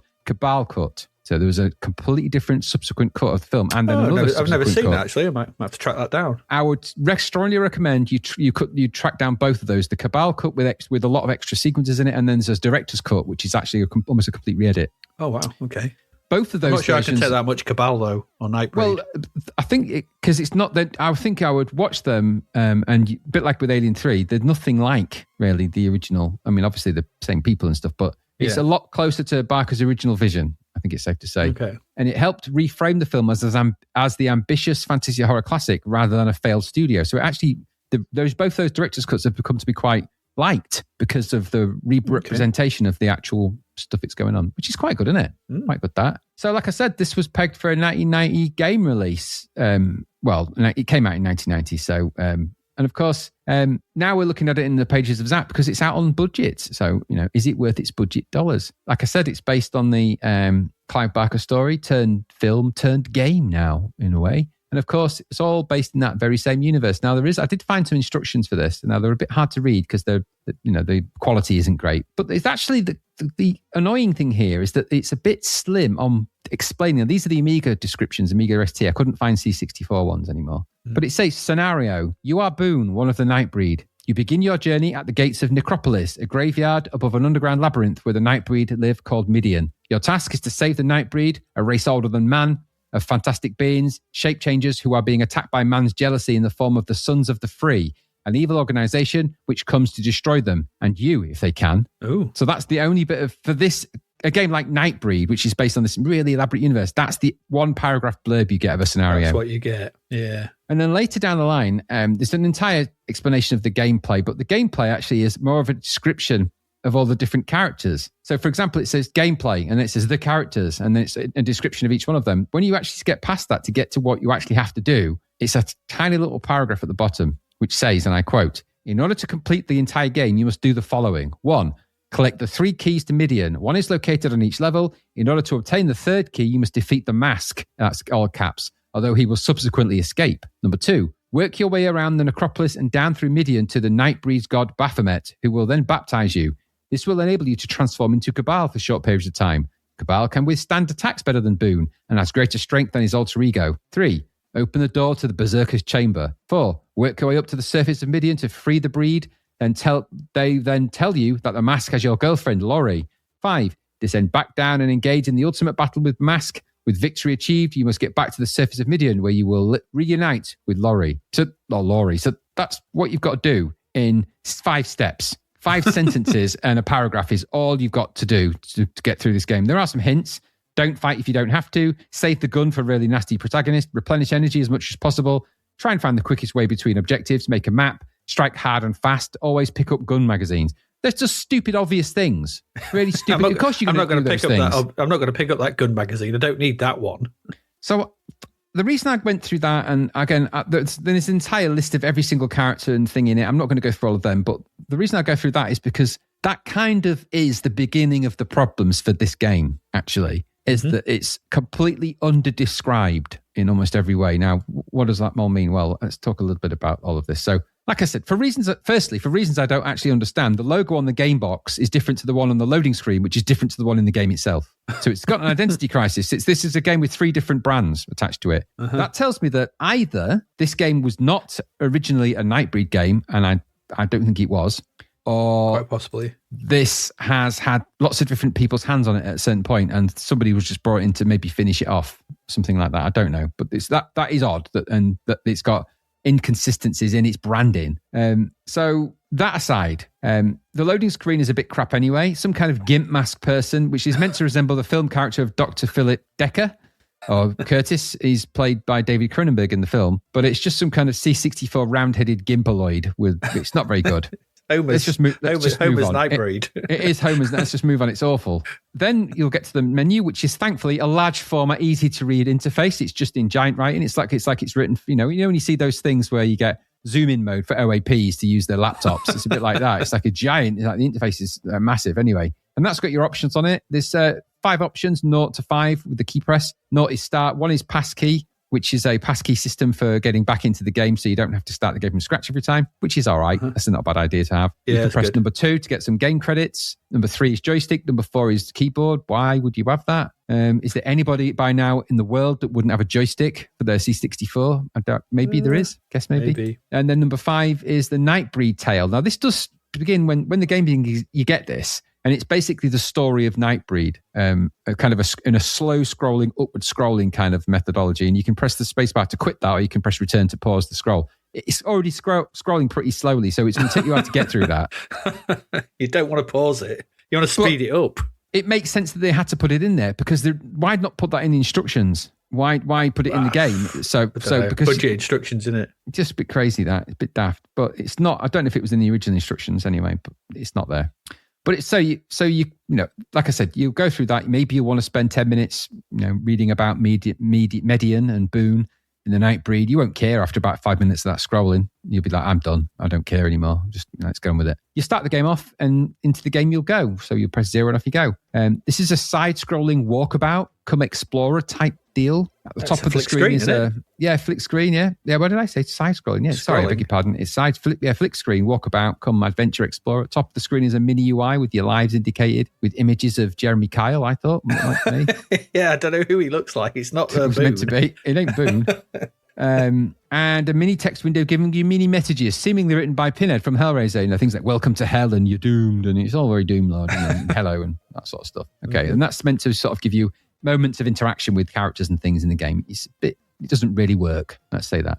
The bottom chunk of the screen is given over to logo space and some skulls, which double as your itinerary as you pick objects up through the game, so you can hold different objects when you go over them. And the main window is the game in the middle, of course. Here you explore the world, starting at the necropolis, of course, and here presented as some kind of forestry woods kind of dealio type thing with trees and things in the way. There's some okay details in it, though. I thought it's in good old Commodore medium res. Lots of browns, of course, in there. It wouldn't be a C64 game. Graphics are a bit bitty at this point as well. Hard to distinguish, I think, I would say. Boone's kind of lost in the background. It doesn't help that they obscure him all the time behind trees and objects. That's a bit of a daft choice, that. I mean, I like the idea of what they were trying to do, but it's sort of, you almost find yourself shouting like, get out the way! Because it's just, this fight's going on behind trees. I hadn't felt that much kind of behind the columns fighting since Fist 2. Which was annoying for the same reason. You're like, just stop hiding behind things. You control Boone with the joystick, of course. So there's quite a lot. There are some, not complicated, but without fire pressed, if you go up, you can go either up ladders, through doors, or you can use keys and things to go up. Run left and right is left and right. And down is ladders, go down ladders, duck, pick up objects and go through doors, that kind of thing. If you press fire and press up, you'll double somersault or jump up. If you go to the top left-hand corners, you'll jump in those directions. If you press to the left, you'll punch, and the right punch, and then you can push to the down corners and you'll kick like that. And then if you press spacebar, it triggers your inventory. And then you can circle through objects with the joystick, and then you can switch them on or pick them up and manage your inventory, and then you can put them in your hand, and then that becomes the thing that you're then using. So you start off with feet and fists, and of course you can then later develop weapons as you pick them up and things like that. Mm-hmm. So that's how you kind of do it. As you run left and right and jump and duck and go through doors and such, you'll be assailed by all the baddies in the game. They're massively overpowered and annoying, and without a weapon, you'll have to resort to your feet and fists and a bit of luck, really, because they will flamethrower you, shoot at you, they never miss. You can't crouch out or get out of the way of their bullets half the time. So you're going to get dropped pretty quickly by most of these characters, and they do kind of punch you off the screen as well, which is an annoying thing that they do. So we flick you off the screen, and the minute you do that, their energy gets replenished when you go back. So you've got to start from scratch again. They do drop things if you do beat them up in enough time, and you can pick those up, and then you'll walk around some more, and you get the kind of theme of the game. You've got to find them keys, remember, of course, and eventually there'll be an explosion. You'll fall down into the next layer of Median, and then you'll have to sort of scramble around some sort of more cave-like levels, trying to find Baphomet and stuff like that. It's just one of them games where you're doing a lot of wandering around and exploring. There's not a great deal more to say about it, really, there. Like I said, when you do get down there, there's more flick screen stuff to look around. You're avoiding creatures and time bombs. There's some giant scorpions. The graphics, generally, I wouldn't say are terrible here. They're quite reasonably defined in what they are. And they're just a bit bitty, and they're all feels a little bit pointless. Anyway, you can then switch between Boone and Cabal if you want to, once you've been baptized. I didn't get that far into the game, so I don't know how much more advantages that gives you. But then you've got to go up, release the people from Median, who the Nightbreed will then be free. You're free. Go. You're free. And then it's like, oh, wait a minute, the evil mask guy's kidnapped your girlfriend. Oh, damn it. And so you have to go back through all of the previous level that you've just spent ages wandering around. So it's kind of a bit of a cheap shot, really, that. So you flick, wander, pick things up. Right, that's kind of how the game works. And you've got to make your way through. There is an ending to the game as well, which did make me laugh when I looked at the ending. Everyone's happy. Moonlight's there with Laurie, who never really been mentioned and you'd never really seen before in the game. So she's got no skin in the game, literally. So the game graphics then aren't bad. There's levels of okay here. There's some parts that look okay. There's some okay sprites in there, I guess, as well. It's a bit samey, but not terrible. And your character's kind of okay, just a bit lost in there. It's lost in the detail, lost in the colours. The colours are all a bit the same. Mm-hmm. But it's passable enough. And he controls okay for what he is. I'm not a fan of fire and jump and those sort of things. And that the controls, I felt, were a little bit needless. It could have been done better. Just stick to the classics, I think, for that kind of thing. But some of the way you shoot and punch and things, it just felt a little bit non-intuitive for me. I don't know if it was just me, but I just didn't. No, it's not you. I didn't find it very much fun to do that. But then again, I was just wandering around from flick screen to flick screen. And we've seen that so many times. It all feels a bit samey and endless and a bit pointless. Because you've got very little direction in-game and very little direction out-game, you don't really know what to do. You just kind of wander around hoping you'll come across a key. So really, you've got to map this game in order to really get anything from it. And who's going to do that? I don't think I am. There's no in-game music either. There is some spot music here and there between levels and stuff, but there's not in the actual game. It's just sound effects, which is a shame, actually, because the music before that is pretty good. The Matthew Cannon piece, quite moody. I think it's a version of the Nightbreed music as well. So, but I thought it was all right. Sound effects a bit sparse, which also leaves the game like this hollow. It just needs some sound effects, some simple sound effects. We've said it so many times, but there you go. And it's a tough bird as well, this, to get through. You're going to have to work hard to survive, let alone make it to become Cabal. I mean, there's a lot of flick screens and enemies to get through with flamethrowers and quite powerful weapons that you don't have any defense against. And rarely, it's more luck than judgment that you're going to get through any of that. And the game also seems to end twice. So you end the game by releasing everybody and all the Nightbreed, and then you've got to go back and do almost the exact same thing again. So it's like the final level and the level before it are basically the same. So, which I thought was a bit cheap. I don't know. It's a game that's based on a film that completely flopped, and so it's immediately limited, isn't it? The ideas present in the book and the film don't translate well to a run and gun, run around, flick to screen kind of adventure. This is clearly a candidate for a point and click game right off the bat. Or even just an adventure game where you've got a bit more a Daffy Duck Explorer, where you can explore around and just interact with characters and you've got things to do. Maybe like that. But to have this kind of incessant attack mode in a game like this is pointless. It doesn't happen in the film. It doesn't happen in the book. So, yes, there are characters that don't like the Nightbreed, humans, principally, but there isn't just constant flame-throwing attacks and things. It's just a silly, pointless action game. And that doesn't need any of that.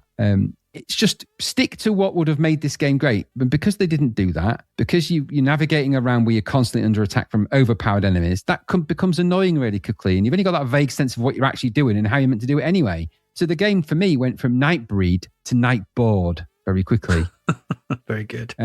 I don't know, with just less thought on how to make something that isn't an action film into an action game, and more thought on how to explore the world of this, which is kind of the point of it really, but this world that Barker created. How could there could have been maybe a reasonable game in here if they'd have stuck to that kind of idea. It would have still been a bit over brown and dull, but at least you would have been able to come at this in your own way, and the codes would have helped, and you'd have been able to sort of participate in the world of Nightbreed and adventure. And there's a lot of mystery around the serial killing part, which is completely lost in this. There's no real mention of it at all. And that's kind of a key part of the whole thing. The whole reason he's actually discovers the world is because of that. But there's no mention of any of that. Now, I noticed in one of the Lemon screenshots, there was a picture of a puzzle part of this. Now, I never came across that. And when I looked at a long play, I never saw it in the long play either. So I don't know where that fits into it. But there is some kind of code game in there. I don't know where it fits into it. I genuinely don't. But so maybe there's an extra bit of dynamic there. But I think my main takeaway from this was it was just, a game in the wrong trousers, I think. It needed a different pair of trousers. Maybe these are school trousers, but it had finished school, I think. It's in the wrong clothes. This is an action game based on a film that wasn't an action film, which was the problem of the marketing, which is what we said right at the start, that it was pitched wrong. If this had been more of a horror fantasy game with an exploratory adventure twist, I think it would have worked better.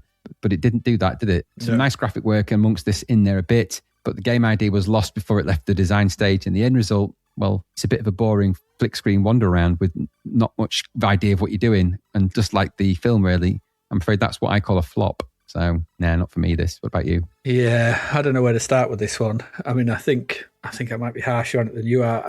And I think this comes back to one of those things we've spoken about quite a lot, is that games like this need an in. You need an in. You need an intro. You need a bit. And we've said before, you need an in. We've said that before, and you need decent controls, and this has neither.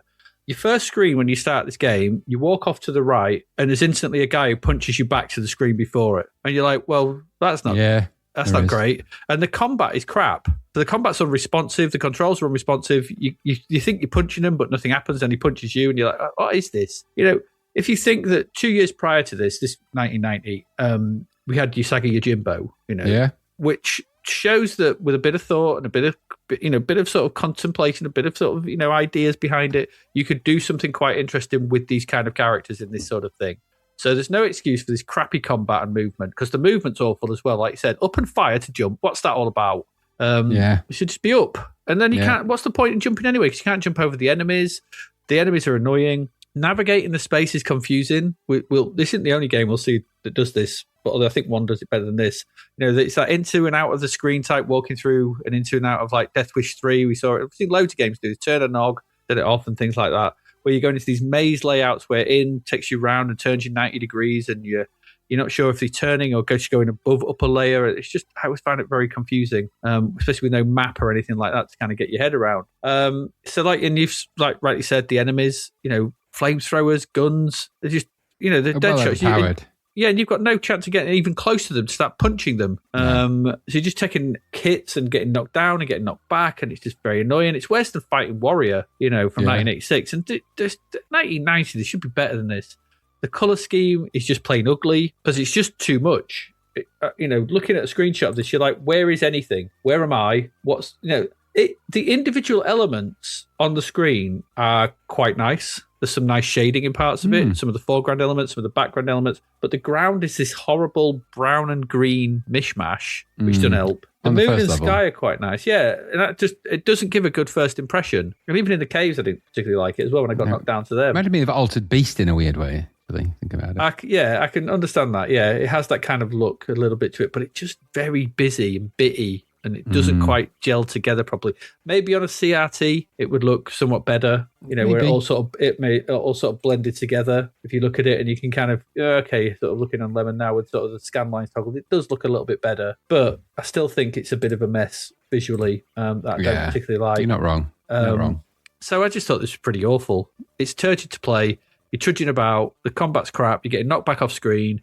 The enemies are a pain in the ass. It's a bit of a pain to look at because there's too much going on. So, all in all, a real winner, as far as I'm concerned. But no. I like the book. I'll have to watch the redone versions of the film because I remember not particularly liking the film when it came out. And I've never really been back to it, so I didn't know there was a new version. So I'll give them a watch. But as for the game, nah, they should have just remained in 1990 and never been brought to our attention. Fair enough. I think it's a bit late in the day anyway, and it's a game of a film that didn't do very well. No, it never even had its time. There was no time for this. Well, it was very popular for a while in Fangoria and amongst some of the horrorati, wasn't it? I mean, I think again, mention our old friend Rick there. He was very into this kind of thing, and I think there was somebody he knew was in it. I think it had somebody from Grimsby in it. Oh, it might have been, yeah. I mean, it had, because it had lots of sort of practical effects and special effects, and there was lots of that in it. And so, great for things. Then you watch it, and you're like, it looks good. Not a good film, though. Not a good game. Not a good game, that Nightbreed. Here we go. Let's move on to our next one. And we're staying in Hollywood with this. This is Die Hard 2. Ooh, Die Harder. Yeah, Die Hard 2, Die Harder. $12.99 now, this, Graham. $12.99. You've got to pay for that big license. You got, what's his face? Bruce Willis needs his big bucks. He needs his he needs his dollars. He needs his dollaroonies. This was so all the way back in episode 155, July 1990. We took a look at Die Hard. Goodness, and it was a while back, wasn't it? And the C64 version of the film. And I seem to remember, and I listened to, we came away pretty impressed with the original Die Hard. I then managed to make a game that actually felt like you were playing through the film. Going around the Nakatomi building at the top, fighting terrorists and stuff. Had managed to do it. Will lightning strike twice? Will we feel the same way as we now look at Die Hard 2? Die Harder, a subtitle that I never liked, ever. No, I'm with you with that. Die Hard is stupid. Unless it's the German version, Die Hard 2, The Harder, which would be weird as well. This was published by Grand Slam. We've seen them many times before with varying levels of quality. Yes, we have. And the coder here is Paul Cole. He did Mercs and Strider 1 and 2. Okay. And the music here is by the old John Hancock. Old John Hancock. Good old John. Yeah, he also did Mercs and Alien Storm, which I don't think we've seen, and Bonanza Bros. Okay. I don't know who did the visuals. No mention of the visuals. But somewhere around this, there's a whiff of tier text about this as well to some degree. I'm not sure what. Anyway, make of that what you will. I managed to find the instructions for this. Not that you really need them, I have to say, and not as much in the way of story for this. It goes like this: Die Hard 2, Die Harder. They say lightning never strikes twice. They were wrong. They lied. A major international airport becomes the arena for terror as an elite special forces unit seizes control and threatens to bring planes plunging to the ground. Their plan is swift, brutal, and brilliant, but they didn't count of the presence. This is the official instructions.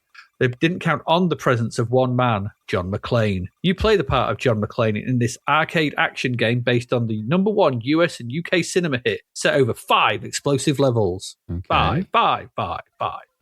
That's it. That's your lot. That's all you get. As the game loads, there's a digitized picture, which I think is the end of the film. Yeah, I think so. But it's all in brown and yellows. And if it is the end of the film, it's a bit of a spoiler, really, isn't it? Yeah, just a bit. Just a bit of a spoiler, I guess. Once you've had enough of this digitized brown and yellow, you get to the title screen. It's got an animated logo. It's quite nice. Die Hard, Die Hard 2, Die Harder. It's quite cool. Some high scores come on. Nice bit of music. I seem to remember. Fine impression. You get some options. And you can select either joystick or keys to play with this if you want to play either of those. You can redefine the keys if you want. You can go and do the target range if you fancy it. You can start the game, or you can choose whether to have music on or off, or sound effects on or off. You can have both. Games where you can have both, or you can have both off, or one of those. It's up to you. Completely up to you. If you do select the target range, this pretty much tells you what kind of game this is. We get a background of some houses, lots of empty windows. At the bottom is the UI, and this shows from the left your present weapon, number of magazines in the weapon, number of grenades left, number of bullets in the present clip, your health, and finally your score. Targets of innocents in white and bad guys in yellow will appear like a target range. And you control a crosshair. You move the crosshair around with the joystick, and you shoot them with the fire button. That's it. You can also throw grenades with the space bar and the kind of arcade and boom. And you do this for a while, and you get a rating, and you go back to the title screen. Okay. Now you can start the game properly. You don't have to do the target range if you don't want to. Just there as an option. But if you do, you'll know what to expect. The game itself is made up of 5 levels of crosshair shooting action. Right. Between each level, we get a little image and some text to contextualize the upcoming shooting. According to the instructions, these are the 5 levels. Level 1, the luggage conveyors. It's an exciting way of putting it, isn't it? Terrorists have taken over the baggage handling section of the airport terminal. The noise of machinery and the moving baggage provides them with ideal cover. You must remove all terrorists from this section, otherwise their plan to rescue the evil general is certain to succeed. Level 2 is the airport annex. The terrorist's next target is the radio communications dish on the roof of the airport annex. If this is destroyed, they will have complete control of the airspace around Washington, D.C., and landing the general's plane will be an easy affair. The mechanical walkway provides excellent cover. Unfortunately, you happen to be on the wrong side of it.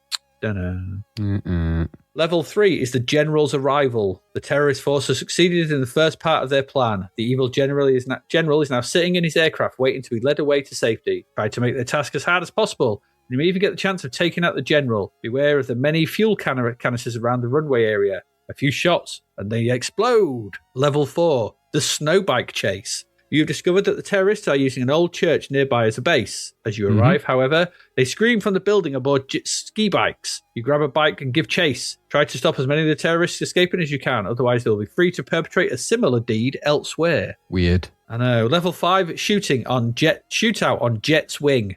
They could have written that better. You should have. The terrorist hijacked plane is about to take off. You leap from a helicopter onto the wing of the plane, kill all of the terrorists on board before the plane has a chance to take off to stop the general from escaping. There you go. There you go. The first 3 levels follow the same pattern, just with different backgrounds. Dudes will run on from the right and left or pop up from behind cover.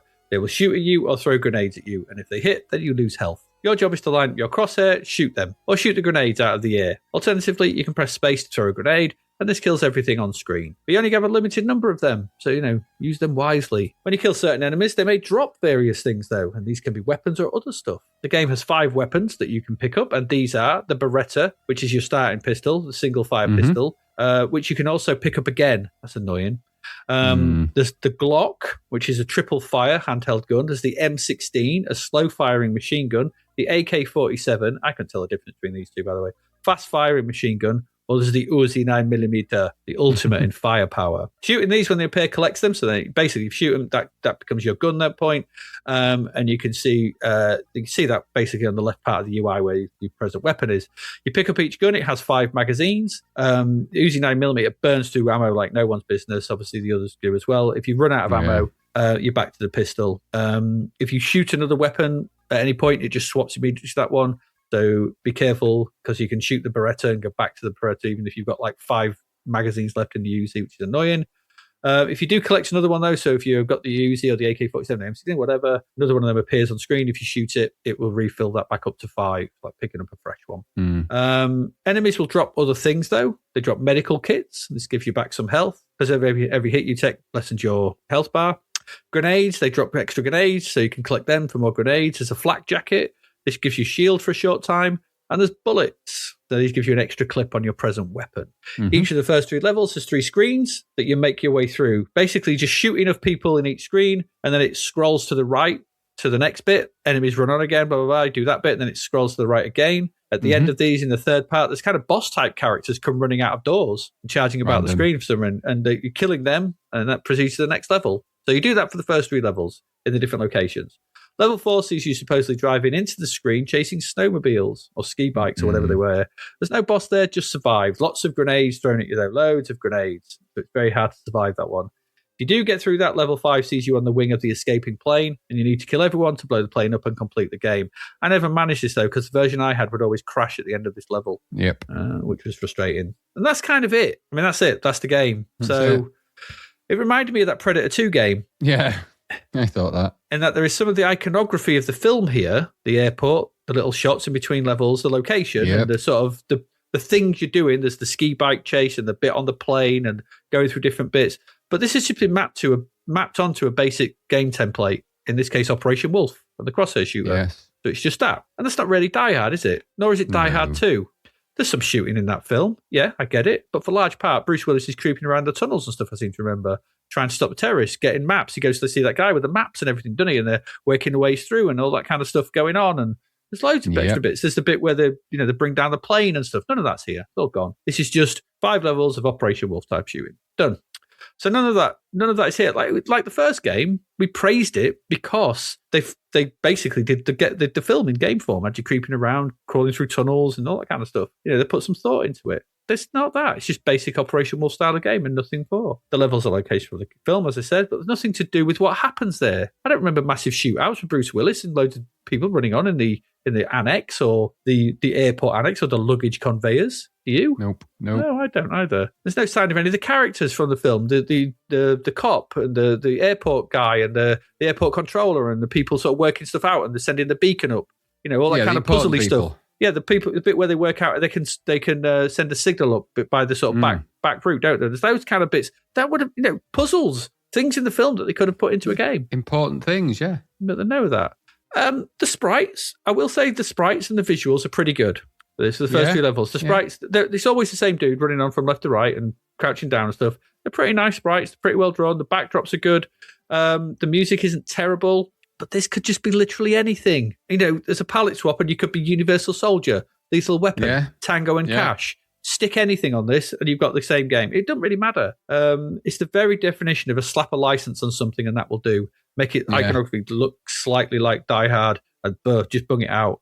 Is it any good as a shooter? It's pretty short. I mean, 3 screens per level and then a bike chase and then a bit on a wing. So it's essentially there's 11 screens. That's it. It's pretty short. It's just very hard. If you die, so you've got to go through 3 bits to get to the next level. If you die in that level, you get a continue. If you continue, it puts you back to the start of the first screen. So you have to do the first scrolling screen again, work your way through them. So that's pretty annoying.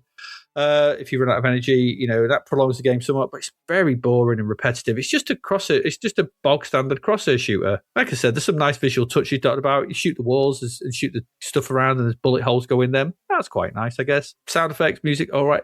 There's nothing wrong with the presentation, but it's not Die Hard 2. It's No. not a Die Hard game. Maybe that's because Die Hard 2 was never supposed to be a Die Hard film, as from I seem to remember reading around about it. I think we talked about before. And it's not a patch on the first game, like the film's not a patch on the first film.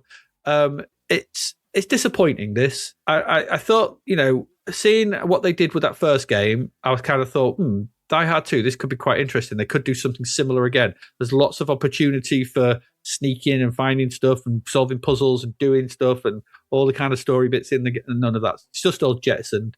Exactly what we got with that Predator 2 game. Like I said, it just felt like another version of that. Just scrolling along, shooting stuff with the crosshair. Job done. Disappointingness. It's not terrible. It's just not a Die Hard. It's just not Die Hard in any way, shape, or form. So take of that what you will. What did you think? Oh, the same. This bears no resemblance to Die Hard 2. I mean, it was just it's the brand on a box to sell it to maybe a few people, but this has got no relevance to that. Maybe it's set at an airport. Best that you could say. Why do this? Why do this at all? Why not? The first game was pretty successful. The first Die Hard that we played. Why not take it down the same road? Or I don't get it. I don't get why they did this. It's just Predator, or that Predator game, that side-scrolling game. We've seen none of these side-scrolling ones, with the exception of maybe Operation Wolf, and even that wasn't brilliant. They're never really that good. I mean, this was one of the RoboCop games had this as a level, didn't it? Well, it was a side-scrolling sort of target shooter. So, yeah. So this felt like it was RoboCop 3. Yeah. So this is just that. It's just that with a different graphics in, and with just bolted together in the usual way. There is no thought in this. I thought it was awful. I don't like these games anyway. I mean, I found once I've got weapons and I was just machine gunning them down. I just was strafing the screen around, but your target reticle's too small. The UI is just a bit crap. Nobody thought this through. The little pixel people, as they shoot onto the screen, there's no scaling involved in that. These games need scale. That's the only reason that Operation Wolf kind of got away with it, is because when they're closer to the screen, they're closer to you. When they're all this minuscule and you're just picking them off, it actually is a bit pointless and a bit crap. And only made difficult because of the choice of controller. If you had a mouse and you were playing this, it would have just been too easy. You just picked them off in seconds. So it's relying on the fact that the joystick's sluggish to respond in that kind of way that it does. Nah, this is rubbish. This has literally nothing to do with, as far as I could ascertain, nothing to do with Die Hard 2. The film.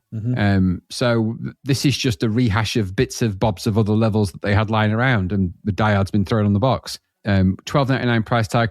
That's clearly designed to rake in as much money as possible from the poor suckers that bought this. Classic Ocean, that, isn't it? That's Grand Slam. Sorry, classic Grand Slam. The classic cheap and nasty methodology, that. Throw a license on it, get it out there, charge a bit more for it because people think it's Die Hard related. And then once the word gets out how crap it is, well, it doesn't matter. You've made a bit of money, made more than you would have done. So, rubbish thing. Terrible game for this. Yeah. Grand Slam did the Running Man as well, and the Flintstones, and the Hunt for October games, and Chubby Gristle.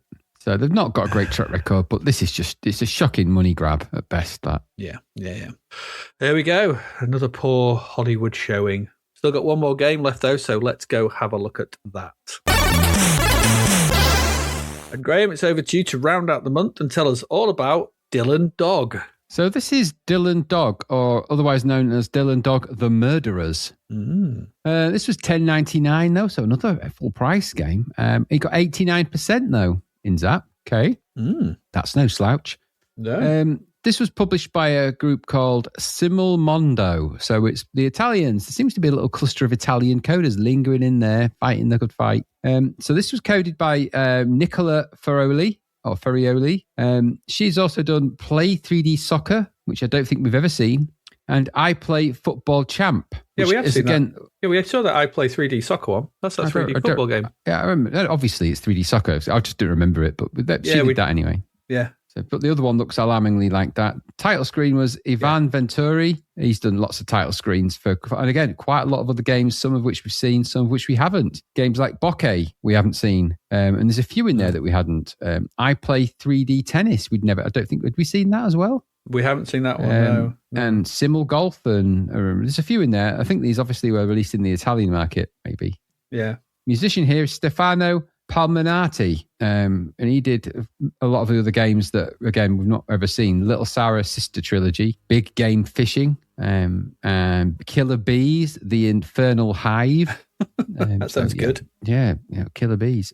So it's kind of a bit of an oddball production team, really. But anyway, Dylan the dog, or Dylan Dog. So Dylan Dog. So what is it really? Because obviously this is it's an Italian comic series. This is quite interesting actually. I did a little bit of discovery about this. So Dylan Dog is an Italian horror comic, and it was a series created by Cesano Schillavi and published by Sergio Bonelli, Editore, and that was published by them since 1986. The series features the eponymous character, a paranormal investigator who takes on cases involving supernatural elements such as ghosts, demons, vampires, undeads, werewolves and other creatures, but also horrifying sociopathic criminals and serial killers. It subverts the traditional horror genre with a vein of surrealism and an anti-bourgeois rhetoric. Dylan is supported mainly by his sidekick, Groucho, a Groucho Marx lookalike, who adds humour to Dylan's sombre temperament. The series is primarily set in London, where the protagonist lives, though he occasionally travels elsewhere. Now, this is where it gets interesting. The film Cemetery Man, original title Della Morte dell'Amor, in 1984, starring Rupert Everett, was loosely based on these comics.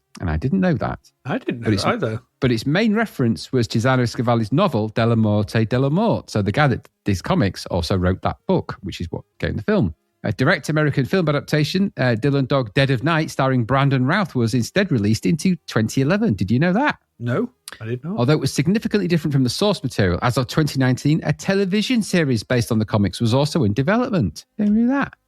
So now, in Lemon, there was a comment which I thought was quite interesting, where it said, and I didn't write it down who said it, but it says, Dylan Dog was an Italian comic strip about some sort of Marlowe detective on Argento movies. This was an innovative game for its era, an arcade with adventure elements with a good story and some interesting fear moments. Animations are great, good music, blah, blah, blah. 6 years later, the marvelous Metal Warrior saga probably looked at this for its concept. Congratulations, Simul Mundo. So there's a little bit of like there. Now, I went to try and find the instructions for this, and all I could find was the Italian ones.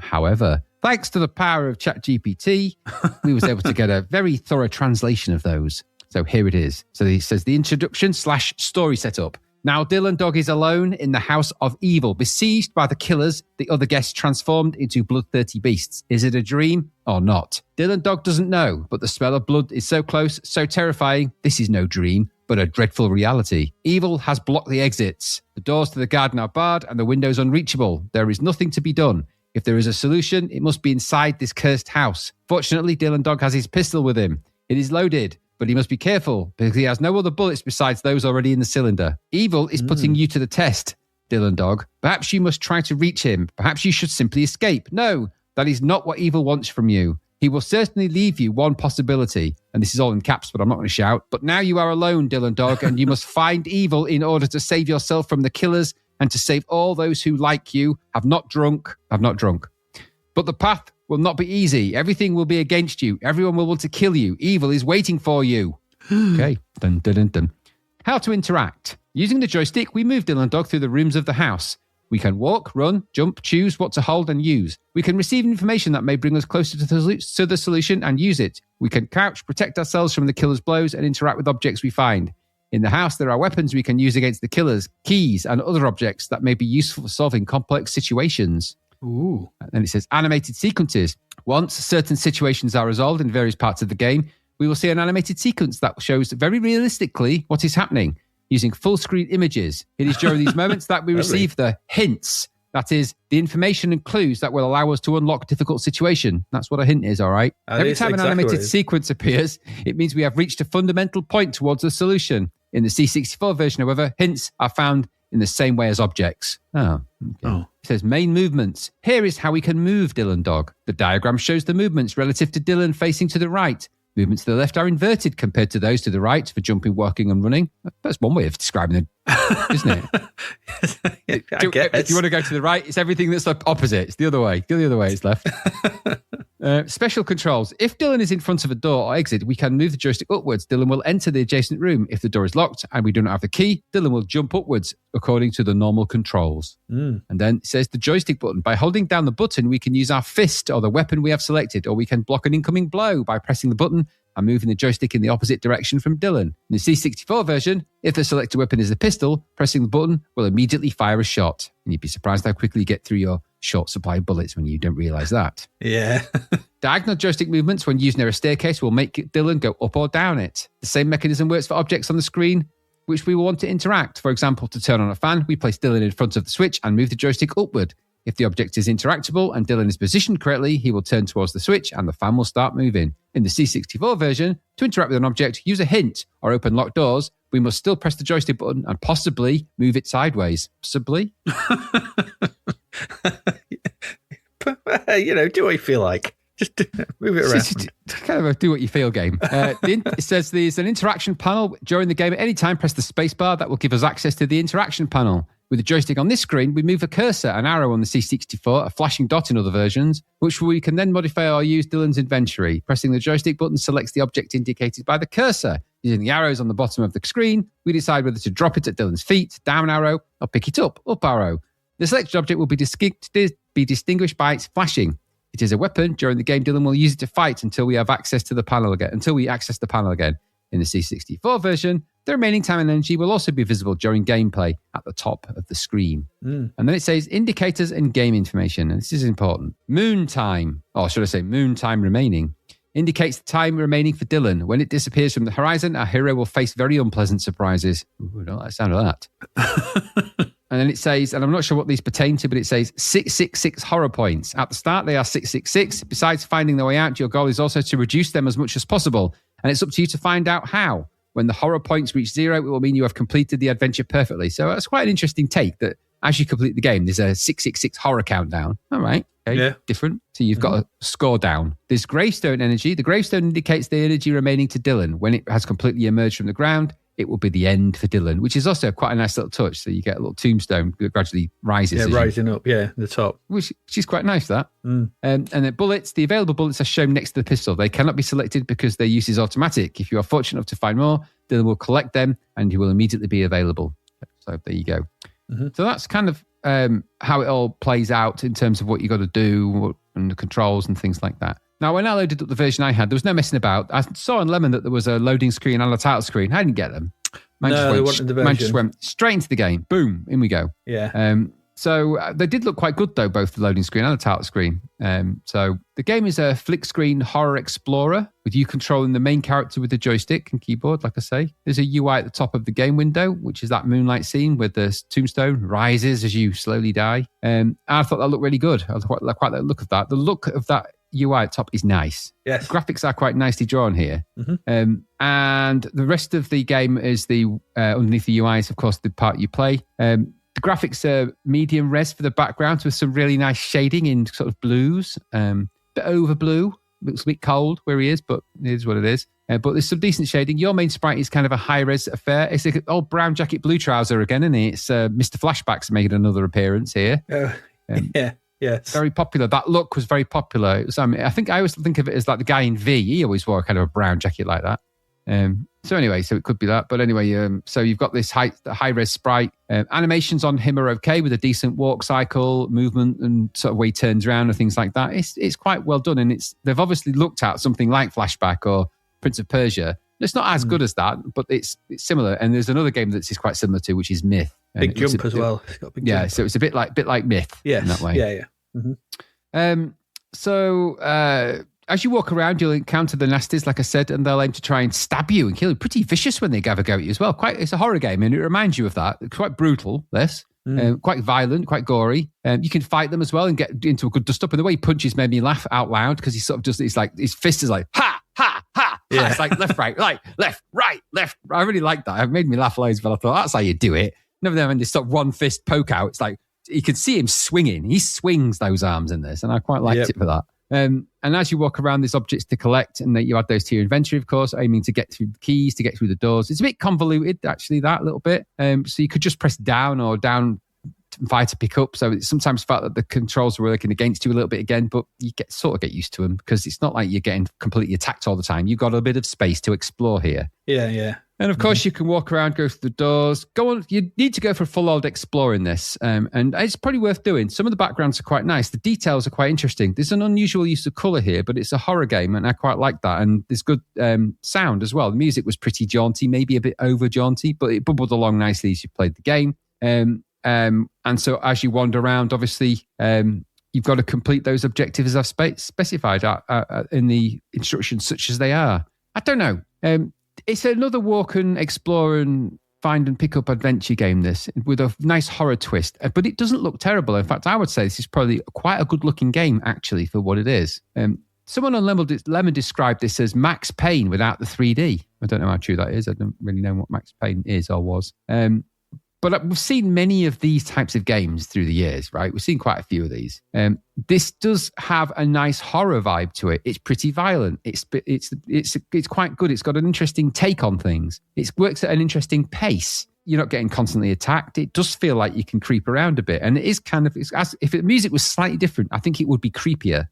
But it's quite interesting in its own way. There's good gore in there if you like that kind of thing. When you get stabbed or when you attack the bodies, it does leave a blood splat on the floor if you punched them, you've been punching them. I don't know, is it a proper horror game? I think it might very well be a decent stab at it, pardon the pun. And is it an intent sort of a 8-bit precursor for quite a number of future titles a bit like this? It's got hints of, there's a few games that do this kind of look. Myth had a bit of it, but you've got Flashback has a bit of this kind of multi-level walk around, going up staircases, jumping off things and picking things up and moving. It's a bit like that. It reminded me of Flashback, actually, a little bit in that space, or Another World. Not as fantastical as that, obviously, but that idea of that smaller character, well animated, moving around a space, and Prince of Persia type vibes with multi layers on the same screen. I don't know. There's a type of game in there. There's limitations, of course, here as well. There's a lot of walking and fighting and picking things up, but not a lot else. And if you're looking for a lot of other things, I mean, yes, you do get further into this, and there is quite a lot to it. I have to say, there's quite a lot to explore here. But if you like that kind of game, I think this one's got enough intrigue in it to keep you in the space in its own weird little 8-bit horror game logic. It's like a really cheap version of Condemned without with as much scary as an 8-bit game of this type would give you. It's never going to be scary like that, but it's got a mystery to it. It's got a weird vibe. The film Delamore has a weird vibe to it. Yeah, it does. Yeah. These comic books, the Dylan ones, the ones I looked at today, have a strange vibe about them. There's an unusual twist in there. And that does kind of carry on into the game a little bit. It does have that. Not in buckets, but there's enough there to make it so that you feel like you're not just monotonously wandering around doing very little, even though that kind of is what you're doing. So I don't know. It's expensive though, isn't it? It's at the expensive end of 1992, this. It's at the posh end of the game shelf, this one. Full price is a lot for this when there's there is Myth out on budget. So if you're going to be in a brown jacket, blue trouser game, and you want a budget one, Myth might have been the one you probably went for because it's a bit more musical, there's a bit more production to it, and it's got System 3 behind it. However, I would go and give this a look, I think. I don't think it's going to blow your mind. It's not the most amazing thing in the world, but there is something about it which I found quite intriguing, and I couldn't honestly tell you what that was. I didn't find the price intriguing, but I think there's a bit of a good mystery in there, and maybe I'm just I got a bit lost in there, and I just found myself wandering around, kind of digging the vibe in this game. It was nice to be in a game of this type and not be constantly falling down holes or being hit by flying bats and annoying things like that. This doesn't have that. There are difficult characters in it, but I've managed to beat my way and punch my way through a few of them. I don't know if this was completely lost on its UK audience at the time. I can't imagine anyone buying this in the UK. No. Full price game from Italy featuring a character no one would have heard of. But I think over time, I'd never heard of it before. I think this wasn't. I was expecting this to be real shit, I'll be honest, and it wasn't. And I was pleasantly surprised. Not that it was ace, just it's unusual for a game of this type to sort of get me intrigued a bit. And I found myself thinking, what? There must be more to this game. There's something about it. I don't quite put my finger on it, but I quite enjoyed my time with it, even though I wasn't exactly sure really where it was going to go. What did you think? Yeah, I'm the same. And I didn't know what to expect. And when I saw the name Dylan Dog, I was expecting cutesy platformer number 7,437. That's what I was thinking. But this is quite an interesting game. I'm going to just come to that Max Payne thing you sort of... I mean, it's Resident Evil. Yeah, Resident Evil, yeah. You're 8-bit Resident Evil. You're going around a creepy mansion with monsters that you can shoot and beat up, sort of thing. Finding objects to open doors and solve puzzles. That's Resident Evil. I'm sorry. Yeah. No, I'll bow to your experience on these matters. And I mean, one of the things you didn't mention, I think, is when you shoot the enemies and they collapse in half. They split apart. It's like I said, when you do beat them or attack them, when they you shoot them with the gun, sort of thing, they split. It's a gory game when it is gory. And the other thing which I like is that they stay dead. When you go back through the rooms, the bodies are still there. So there's that kind of that pervasiveness to this. So that's good. I'm pretty much in the same boat as you with this. It's quite an interesting game. Some really nice touches, both the presentation and the way it plays. It's not perfect, no, but I like the fact it's not something we've really seen before, or does it in a way that we've not kind of do. It's very hard to create scary, spooky atmosphere in 8-bit. We know that. And this called to mind something like, to me, I can see the Another World flashback kind of vibes as well. But I was also putting in the mind of something like Project Firestar, in the way this kind of creates a horror vibe with what it's got. It's 8-bit sort of things, and it creates a bit of atmosphere. There's atmosphere to this. It's got a feel. It's got a spooky feel, and that may be because it's coming from those kind of weird Italian horror films of the time, the Argento stuff and what have you. And it's like you said, the colours are odd. It's dark. It's got an odd vibe to this. I thought the music was actually quite good. It gets a bit funky in the sort of places, but then so does Goblin. So I think that's maybe where these kind of things are coming from. I don't know. When you get used to the idiosyncrasies of the controls, picking something up is a bit more convoluted than it really needs to be. There's the little glowing box that you press space, and then you go down to the arrow and you pick it up. It shows you what it is, and then you have to put it into your thingy. But I armed myself with a knife at one point, and I was just jabbing away at enemies. I'd jab. So I thought that was quite good, and I like the combat. Like you said, the combat's quite good. If you walk away and turn around and walk up and punch them, you'll just smack them dead, which I also thought was quite nice as well. Yeah. So don't trade blows with them. Turn around, walk away, turn around, and then bosh them once. They'll be down. It's quite nice. This gets quite interesting, and it's nice. It's refreshing to have what is essentially a walk and seek game. It's not some cutesy nonsense. And you see something like this, you think, well, couldn't they have done something like this for Addams Family? Rather than the horror that we got. But that would have been. It's not perfect. The combat's, there are odd bits to it. The controls can be a little fiddly, like I said. But things like the well-presented menu screen, which reminded me of the Alone in the Dark remake that came out on the 360, where it's all in character and you open it's first person, you look down, you open your inventory and you open your jacket to look what's in your jacket and things like that. That kind of screen where it looked like he was doing that. We sort of sat there and you're looking at your jacket. That kind of reminded me of that. The interstitial images that come away and sort of things like that, they're good. I love the way the time is shown. That UI at the top is great. The moon moving across and your headstone coming up. Really nice. Really nice idea. There's a lot to like in this, and like you said, it doesn't overwhelm you. There's space to explore. We've said loads of times, just give me space. Give me space to get the mood and get going. And it's dark and it's a bit creepy and there's weird things going on. It's got an odd vibe, and this does have that. It's odd, but full price at the time, maybe a hard sell though for an Italian comic that nobody's heard of, probably, or very, very few people will have heard of. I mean, we'd never heard of it, and you were into comics. Yeah, true. Never heard of it. You were buying comics from Dark Horse and things like that at the time, weren't you? All the Hellraisers and Predators and all those kind of things. So if people were going to have heard of Dylan Dog, it was probably going to be people like us. Yeah. We'd never heard of it, so it just never made its way over here into our thing. I mean, maybe like if you're in London or something like that, you had access to Forbidden Planets and things like that, you might be a bit thingy. I mean, we're provincial, and I think you got most of your comics from like comic fairs and stuff that turned up, didn't you? Yeah, I got most of mine from comic fairs. I didn't really mail order anything at that time. But I think if you'd bought this at the time, if you'd taking a punt, 11 quid on this time, thinking, okay, well, I've still got C64 and I want to have a look at this. I think you might have found this worth persevering with. You'd have sort of got your teeth into this a little bit. You could have given it a good go.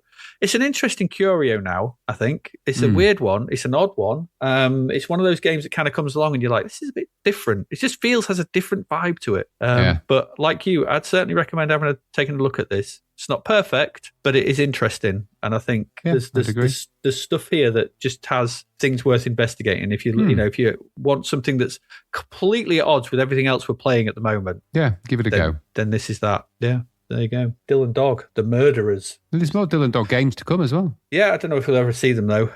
Don't know whether they get reviewed in Zapped. I'm not sure, but there you go. So.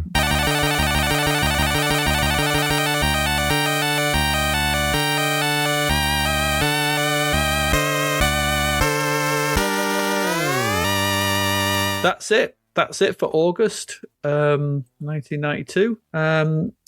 Started off a bit weak, but ended weirdly and quite decent. So we had Stuntman Seymour today, which was CJ's Elephant Antics. Yeah, another one. Yeah. Different Euro football champ, an almost football game, just badly marketed and kind of a rip-off. Nightbreed, a bit of a bitty mess, really.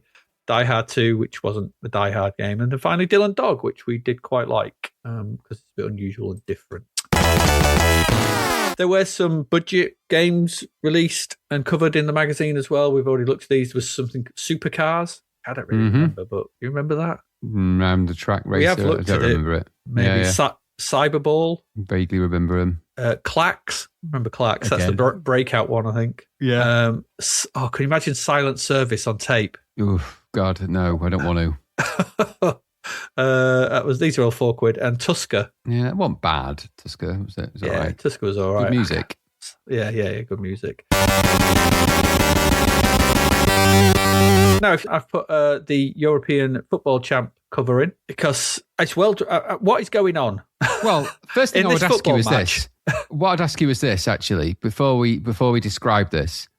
This was the year of a football tournament, right? So the European Football Championships, I'm guessing, of some description. Yeah. Who won that? Or more to the point, did we lose against Italy or something? 1992 Euros. I can't remember who won, actually. It was held in Sweden.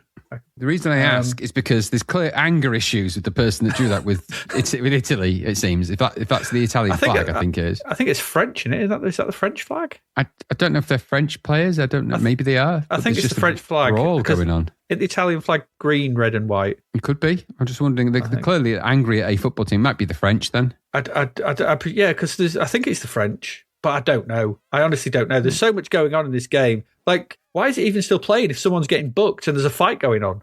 Well, that's what I mean. This is clearly showing dirty footballers. There's clearly bad stuff going on. This is not a football game that is people enjoying it. This is foul has just happened. Someone's badly injured. They're face down on the floor. There's a fight going on. Someone else is getting yanked and broken. There's someone doing what look like sliding tackles and someone's getting their arm ripped off on the left. Yeah, it's just clearly this is not painting the picture of a incident-free game. No, it's not. Who's setting off the flares and the balloons in the background? That's what I mean. And it just struck me. The minute I saw it, it was just like, this just looks like someone that was angry at one of the teams and had just drawn them doing really aggressive stuff. And it looks to me like the England team are getting, one of them's injured, so they're getting pretty aggressive with the other team. I mean, I don't know if that's what you read of that is. It's a bit... I honestly can't remember. I'll tell you who won it. Let me have a look. Well, what's strange about this is that this has got the classic footballer running near the ball pose for these kind of games. We saw a lot of that with cult games on the front, and he's front and centre, and it's not badly drawn at all. In fact, it's quite well drawn. But it's really what's happening in the background here. Instead of it just being the usual stadium in a blur, and this is basically a dust up happening. Yeah, in the background. That's what I thought. It's weird, which doesn't paint a very good picture of English football. But maybe it does paint a very good, not good, but maybe it paints an accurate picture of its perception at that time. Now, wasn't this an Italian designed game? No. It's UK. It's Denmark. Yeah, but who was it who actually made it? Who were the people? A Rahim, wasn't it? That was the only name we had. It was Tiki Software. So whoever was working for them at the time then has clearly got, I don't know, it just doesn't strike me as a very positive view of football from considering this is advertising a football game. We England were in the same, I'm looking at the groups actually, Group 1, England were in the same group as France, but both England and France got knocked out in the group stage. We drew 0-0 of the game. Was there any kind of famous games where it got pretty aggressive in there? I don't remember. Denmark won the champion. Denmark beat Germany 2-0 in the final. I don't know. I honestly have no idea. It strikes me that that's been drawn like it's like a drawing of an incident that happened in a game. Like someone was angry about that. I don't remember anything bad happening in Europe in between England and France. It's just a boring 0-0 draw. Sounds like. No, I don't know. That's not the picture that someone's painting. Right no, it's not. No, I don't really remember it. If it had been a sort of classic bruiser, I'd have probably remembered it because I was watching all the games back then. But old school footballer as well at the front and centre there, isn't he? A little bit chunkier than you would normally see nowadays. They're not like, they're very much sort of ripped these days and a bit more lithe. Whereas he's not fat or anything like that. He's just, he's just quite solid. Yeah. Don't get me wrong, it's well drawn. Yeah, I think it is. The muscles and everything like that. But I was just like, when I saw this, I was like, what the hell is going on? I think it paints a poor picture of English football. I think maybe it's.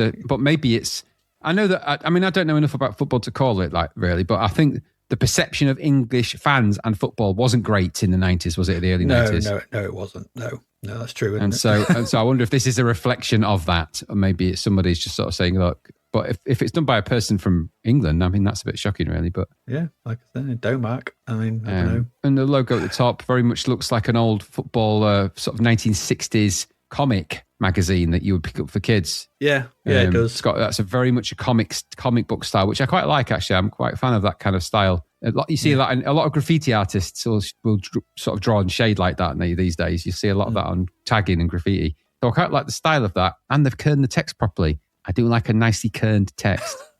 You do, I know you do. So they've done that nicely, and they've not drop shadowed the whole thing, which is exactly right. So credits due for the logo designer. That's how you would do it. That's how you do that. You don't drop shadow the European and the champ. You drop shadow the football, and the other two don't need the drop shadow. That's why it works. That's why that sort of the football layout stands works. out. Yeah.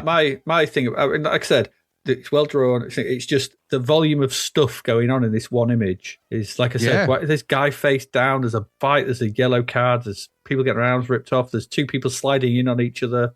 It's the old school England. It's the old school England top, isn't it? The old three lions with the black collar. Did they ever have a black collar in that shirt? No. I don't think, but I mean, it just sort of paints a picture of them as. We never played in black shorts. We were playing blue shorts. I was going to say, it's never going to be that, is it? So I think that should have been. That's West Germany. So, and then the blue turquoise top of the French, they wouldn't be wearing. Well, I'm guessing it's France because of the. But then again, you've got a flag there with the French thing, and then I think that's the Dutch flag below it with the horizontal stripes. Yeah, I don't know. I honestly don't know. And there's a different flag in the crowd at the back, and then there's a Union Jack sort of floating in there as well. Yeah, who knows? Who knows? But anyway. Football covers, we've seen a lot of them, and they're all crazy recently for one reason or another. That's an unusual one. Well drawn picture of a football fight, really. It's interesting. Interesting way of doing advertising your football game, I suppose. Yeah, exactly. But there you go. That's I was quite surprised when I saw that.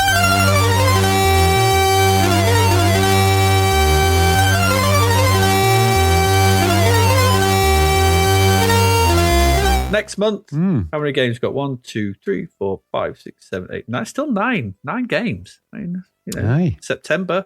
Only 3 issues left. Coming up next month, these are in score order. We have Elvira 2. Oh, God, another Elvira game, for goodness sakes. This gets 94%. It's 25 quid. I don't care. It would be rubbish. It's Booberella rubbish. We've got the Cool Croc Twins. Okay, right. Bionic Ninja. We already seen that. Rings a bell. We might have already seen that. I'll have another look for that. Or am I? Oh no, I'm thinking of Bionic Commando. Yeah, we've definitely seen that. Yeah, we haven't seen Bionic Ninja. Narco Police. But we'd seen that though. I don't think so. I'll have a check. Big Game Fishing. Oh, we talked about that in a bit earlier, haven't we? Kickbox Vigilante. I see that. Okay. 1,000 Miglia, Volume 1. That's 1927. Yeah, it's a racing game, isn't it? International Ice Hockey. Okay. I wonder if we've seen that. I don't think so. And Fighting Soccer. Oh, dear me. 10%. Which gets a whopping 10%. I'm sure that's going to be great. Who knows? It's like that ad thing we just looked at. Oh, there we go. So there we go. That's August done with September, October, November left. If you want to support the podcast, keep us going as we plow through to the end. We have a Patreon. You can still join up because we're not finishing when we finish. We're carrying on. We've still got the bread bins and everything, and then we will be moving into other stuff. We have a Patreon at patreon.com/Zapped to the past. So come and sign up, get the episodes ad free and early. Join our Discord, things like that. We get. If you want to buy the merch, you can get it cheaper. That's good as well. Yes, you get offers. Yeah, we've got, and obviously we've got the bread bins coming up as well. So if you want to be part of that and give us your thoughts and things, and that's Patreon exclusives. We like to have some exclusives, I suppose. We have a Ko-fi as well, ko-5/Zapped to the past. If you want to donate anything that way as well, leave us rating reviews, those kind of things. Come join us on social media when we post, or just sort of get in contact. Comment on YouTube or anything like that. You can find them on YouTube as well. So that's it. That's August. You got anything you want to add, Graham, before we sign off? No, just another series of middle of the road or rubbish games. Not many gems in amongst them, but I don't know. We're getting to the dog egg dregs now, aren't we? The dreg eggs. The dreg eggs, the dreg. Let's keep on trucking, see what we've got. I'm still quite intrigued by Dylan Dog. I think there's, it's nice when we get a little mystery game that comes along and it's not quite sticking to type and it doesn't quite do things in the way you expect. It's nice that there's still things out there like that when you see games like Die Hard 2, which were utterly rubbish, really. Yeah. Or Nightbreed, which wasn't great. So, no. Yeah. Interesting. This last week and this week's episode were bookended by two games that both were alliterative Ds, Daffy Duck and Dylan Dog. There you go. Both good in their own way as well. I didn't do that on purpose. It just happened. Anyway, there you go. I think we're going to go now and leave you to the rest of your day. We hope you have a good one. As ever, I have been Adrian Mills. And I have been Graham Raddings. And you have been listening to Zapped to the Past, and we will see you once again next week. Goodbye.